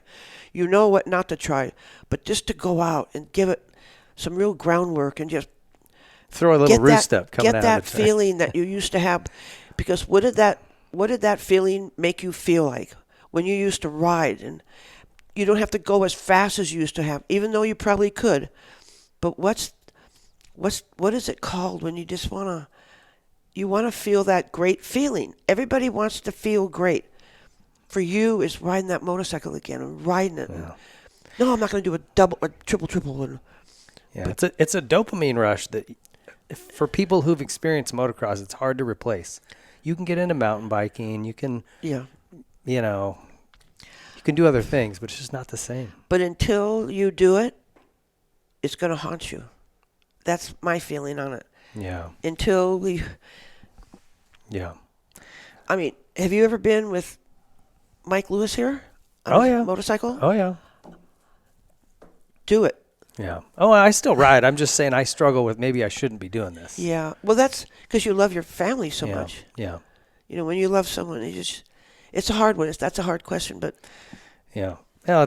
I think once you get out there, you'll know. I think you'll just know what level you want to be. Well, and like you said, you just need to make good choices. If it's and I do. If there's a big jump and I'm like, I don't feel comfortable, I just don't do it. There. Okay, that's good, but you're still out there. Yeah. Oh, yeah. Wait, we got to do something on the count of 3, and it's brap. Okay, 1, 2, 3. Brap. We're going to do. Okay, so tell me about what do you do for fun these days?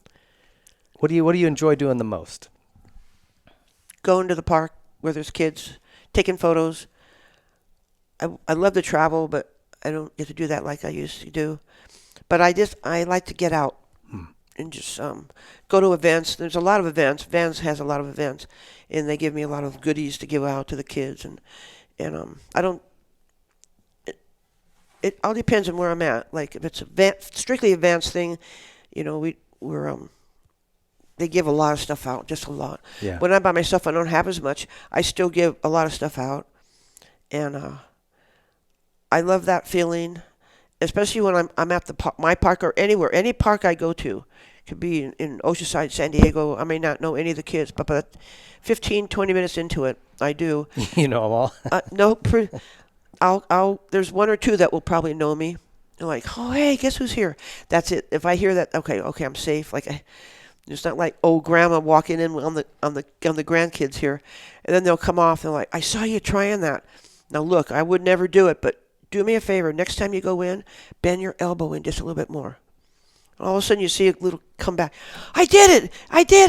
I bent my. So that's an example. Yeah. So I enjoy making kids happy. I enjoy complimenting them. Mm-hmm. I don't think they can ever get enough of that. No, I agree.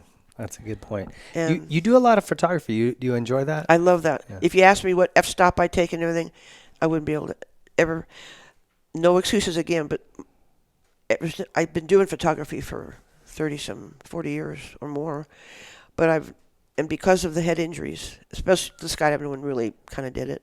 I'm unable to remember a lot of little things like that. I do everything on what I want to see, how I want to see it, and I'm proud of my photos. A lot of people have them in their front rooms, and so I have from the surf to snowboard to skate. You name the sport. I love shooting surf. And I don't even surf, but I just have it timing. I love it. Yeah. And that's. Yeah. Well, you understand the sport, even if you don't do it. You know when to shoot. It's all the timing. And you can just the noise. I try to teach people in Mammoth. They want me to teach people how to shoot riders, and no matter how much I tell them, but they're not riders. They've never been on a motorcycle. Yeah. He's already went past me, and I said, "No, you got to listen. Listen to their motor." What do you mean, listen to their motor? Yeah. Sometimes they're right behind it, Yeah, if they don't know, they don't know. Yeah, but they can learn. You have a documentary coming out. Tell me a little bit about that, or what can you tell us? Not much. It's going to be one of the longest documentaries I've been told. Most are anywhere from 30 to 45 minutes. Mine's an hour and a half right now. It's at the Sundance Music Festival. I think it's coming back. We're going to have a grand opening in March. Okay. We think the middle of March. And it covers pretty much everything we talked about, but more of some of the stuff I didn't want to talk about. Okay. But it is in the documentary in a subtle way, but the right people are going to understand what made me the troublesome child when in actuality I really wasn't. I was just rebelling because of this or what. And then things that happened home life wise. A lot of people know that. I mean, I grew up in homes. I grew up in shelters for kids, and when I was younger, so there was a lot of survival tactics that I learned. And but that's more in depth because they brought me around to places, and I was a real runaway when I was younger because there was things to run away about. Right. But I overcame a lot of it, and I think if none of that ever happened to me, I wouldn't be doing what I am doing now. Yeah. So I look for the positive. But it shaped who you are and what you've done, which is incredible. Yeah. You know? I believe in all unless they mess with me. And then if anybody does, I always try to talk to them like, why? I don't even understand. Doing a documentary brings out a lot that you really don't think about. But it started making sense, some of the stuff. And we even went into some of the really wrecked kind of buildings in and out of Paris area. They wanted, one time the film crew, they've been out 4 times. And every time they showed the guy that is paying for the whole thing. Like, I want you to go back to California. They're from near Florida area. They wanted to know. I want to see where she used to run away from home, but where would she go? What would she do? So we kind of reenacted that, like I would hide in the grass. It was at nighttime. If the cops were chasing me, they'd be running, and I'd wait till I couldn't hear all their handcuff stuff. And it's just things you learn. It was just learning. It was just surviving. And, Jeez. And sleeping in churches a whole lot. Back then, they didn't have locks on the doors in churches. So, is that right? So you just go in? No, when I was young, 11, 12 years, 13 years old, no. You know, that's where we would go and hide. No one. It was a safe spot. And where can we see this? Where will this documentary That is coming. Well, it's supposed to be out. It was supposed to be out, but the Sundance Film Festival wanted it. Now it's in another place. Do you know the other place?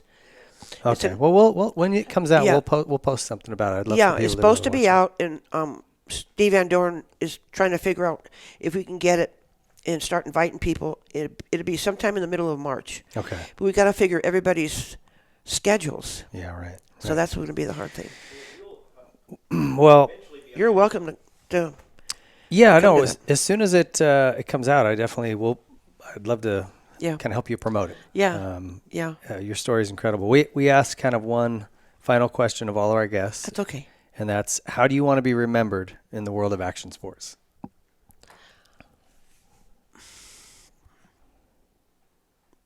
How do I want to be remembered? That I loved all kids. And I will remain doing my work upstairs, way up, if I can help anybody. I just want everybody to know I'm there for them. I'll probably always figure a way to get down here once in a while or something. Yeah. I'll run away. No. Well, I thank you, first of all, so much for taking the time to come in. Oh, thank you for having me. My gosh. You've impacted so many people's lives, and as somebody who watched your show, gosh, in 94, I would have been, or 1990, I'd been 15 years old, So, I mean, I saw it as a teenager, and wow. It was a great message, It was great energy. You've always been super authentic. Yeah, I'm just. And that's I think that's why you resonate with kids. You aren't trying to be somebody you're not. Yeah. And kids can see that quickly. That's true. That's very true. Yeah, back then, even now. But I just love kids. Yeah. And I'll keep going as long as I can. I'm just slowing down now, and it's really ticking me off. But it is what it is, and we're all going to go through it. Father Time is undefeated, unfortunately. Yeah. But you have made, you've done some really incredible things in your career, and like I said, it seems like there's probably some pretty tragic stuff in your young childhood. Yeah. Which we'll wait for the documentary to hear about. But like I said, it shaped you because you're the perfect person for what you did. But that whole experience, I think, is what made me who I was as I was growing up, because I never wanted any other kid to experience some of the stuff. And I want to say we did some of the, when you're a runaway, when you're young, you're always meeting other ones, and you just know, and I mean, we hide in trees. I mean, it's another world, but it made me a stronger person, and but I also know how bad you can feel and how hurt you feel sometimes. And I never wanted any other kids. I wanted to do something that other kids didn't have to go through that. Mm-hmm. But then when my best friend Mo passed away, that was it. That nailed it. I was driven then. I was just driven. Yeah, that drove home your purpose. Yeah. That's okay. You can print anything you want. Yeah. Because it's going to be in the some of that has already come out, so it's okay. Well, thank you so much. And you're for one coming. Terrific guy. Oh, well, that's you nice really of you are. to say. I am so happy that I knew you. Oh, thank you. That I got just throughout your career, and thank you. I know our paths don't cross all the time, but I've always just really looked up to you and thought you were great. Well, I knew you were a great motocross racer. So. Well, once upon a time, but like I said, Father Time's kind of kicked my butt there too. So anyway, thank you so much, Gale. Okay. Appreciate it. Thank you guys. I hope you enjoyed that, and stick around. We'll be back to wrap up the show. Bye. All right, guys. Thanks for tuning in for another episode. I want to thank Gale Webb for taking the time to come in. Anybody that's been in the action sports world, in these industries, knows who she is, and just an incredible career of really making a difference in kids' lives and pushing a positive message and introducing kids to skateboards and bikes and dirt bikes and everything else. So incredible woman, just still as upbeat and happy as you could be at 80. And I love her telling her story and getting it on here. So big thank you to her. Thanks for watching, guys. Support our sponsors. I want to thank Yamaha. First and foremost, they've been so supportive of everything we do here. And we're going to keep bringing you cool shows, man. We got some great ones lined up. So stick around. They're coming. Support all these folks we've got on the board here. Everybody you see behind this show supporting us. Support them so we can keep bringing them to you. We have a blast doing these, and I hope you guys are enjoying them as well. Okay, take care. Yamaha is the industry leader in two-wheeled fun and performance. Celebrating 50 years of YZ in 2024, the Blue Crew is still dominating shootouts and competitions. Yamaha, revs your heart. Troy Lee Designs is the leader in off-road motocross apparel and style. So whether you're looking for a cool new paint job for your helmet, maybe your name and number on your helmet lettered on, you're looking for new gear, you're looking for mountain bike gear, off-road gear. They've got the brand new Scout line and GP and SE models. Troy Lee Designs has it all. They've been leading this industry for decades, and they're going to continue to do it. Check out TroyLeeDesigns.com. SKDA is a moto graphics and seat covers company with several offices based around the globe. For too long, bikes and graphics have all looked the same. They just start to blend together. SKDA is working to change that. With super clean and unique design work, a bike with SKDA graphics stands out in a crowd and adds a touch of art to the world of moto. Hey, we need that. SKDA prides itself on providing premium customer service both before and after the sale is made. Visit SKDA online to view the current product range and get in touch with their team to get your bike refreshed. I want to just make a mention here that these guys, not only is their design way outside the box, very, very cool. They'll work with you on custom things. The products are incredible. Okay, they'll speak for themselves. But what's really awesome, and you'll notice this the minute you order one of these, man, they give you an email saying, hey, the product's been shipped. Hey, the product is here. It landed in this spot. Hey, it's coming today. Hey, your product's been delivered. They're just so good about staying in touch with you and letting you know where it's at. Customer service is 100%, and that's just something that's rare these days. Check out SKDA. Here at the Whiskey Throttle Show, we're all about supporting brands that support our sport. And there's one tire company that has never walked away from the sport of motocross and supercross, and it's Dunlop. When times got tough and the economy took a crash, Dunlop stepped up and stayed with our sport to support it and the athletes and individuals that love it. Their MX-53 line and MX-33 lines absolutely dominate this sport. Every national championship at the pro level has been won in the last decade, and nearly every single amateur national championship at Loretta Lynn's has been won on a Dunlop. So if you're looking for high performance, you're looking for amazing quality, and you're looking to support a brand that never turns its back on our sport, there's only one choice for you, and it's Dunlop. Pro Circuit is the leader in aftermarket performance and quality. Whether you're looking for a little more horsepower out of your engine, some quality hard parts to improve the way your bike feels and looks, better handling through suspension or linkage arms, Pro Circuit is where you need to stop. It's your one-stop shop. You can go in there and get everything you need to make your motorcycle go from average to exceptional. Pro Circuit's got enough number one plates on their wall to side an entire home, and there's a reason for that. They're very, very good at what they do. The highest quality products with one goal in mind, and that's winning. Check out ProCircuit.com. Nihilo Concepts is leading the way in aftermarket hard parts. With their secondary on-switch device, something that was much needed in this sport, they've been innovating and bringing new products to market. Their latest is the new Nihilo Run Cool brake pistons. They're designed to be stronger than stock and provide exceptional cooling performance with less brake drag. Most OEM calipers pistons are made from aluminum that just can't hold up to the heat and extreme demands of serious racing. When they get hot, the aluminum will distort, causing loss of hydraulic pressure and brake failure. Nihilo's Run Cool pistons limit the area that boiling hot hydraulic fluid is able to come in contact with the piston, leaving 2/3 of the piston volume in open air with breather holes to enhance the cooling ability. It's made of a proprietary stainless blend, which is better at dissipating heat. You have issues with brake fade or brake failure, check out Nihilo Concepts among their many amazing hard parts and carbon fiber parts and titanium. nihiloconcepts.com. Seat Concepts is the leader in motorcycle saddles. If you're looking for a new cover or a new seat entirely, Seat Concepts is the place to go. They make custom seat foams catered to your height, weight, riding ability, riding type. They also have waterproof covers and foams that will not break down if you ride in a lot of inclement weather. And they pride themselves on being much more comfortable than OEM or any other aftermarket company. If you're looking for a new seat or a new cover, Seat Concepts, there's nothing better. Need to replace something on your bike that's worn out? Look no further than ProX. These guys aim to make everything OEM quality or better at an affordable price. And they've also got some new products coming. So right now, chains, sprockets, anything inside the engine internally, air filters. If it wears out, ProX makes it, and they make it at a quality level that's OEM or better. And they've got some new things coming that are awesome. A complete engine rebuild kits for the Polaris RZR 800s. Need to replace something on your bike that's worn out? Look no further than ProX. These guys aim to make everything OEM quality or better at an affordable price. And they've also got some new products coming. So right now, chains, sprockets, anything inside the engine internally, air filters. If it wears out, ProX makes it, and they make it at a quality level that's OEM or better. And they've got some new things coming that are awesome.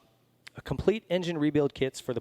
If you've got a little Grom that's looking to get started in the motorcycle world, the best way to get them going is on a Stasic bike. They've got multiple sizes, so from your very young Groms to those who are a little more grown up, you can start them safely. They've got controls that allow you to control the speed so he can't get going too quick. They can touch the ground. There's not a lot of noise to distract them. It's the perfect way to get your child involved in motorcycling at a very young age. And if you've got a kid who's already out ripping, there's series popping up all over.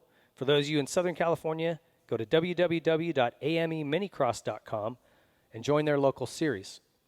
If you're outside of this state, contact your local track and ask them about starting a Stasic class at your local track. Get over to stasic.com and check out all they've got going on.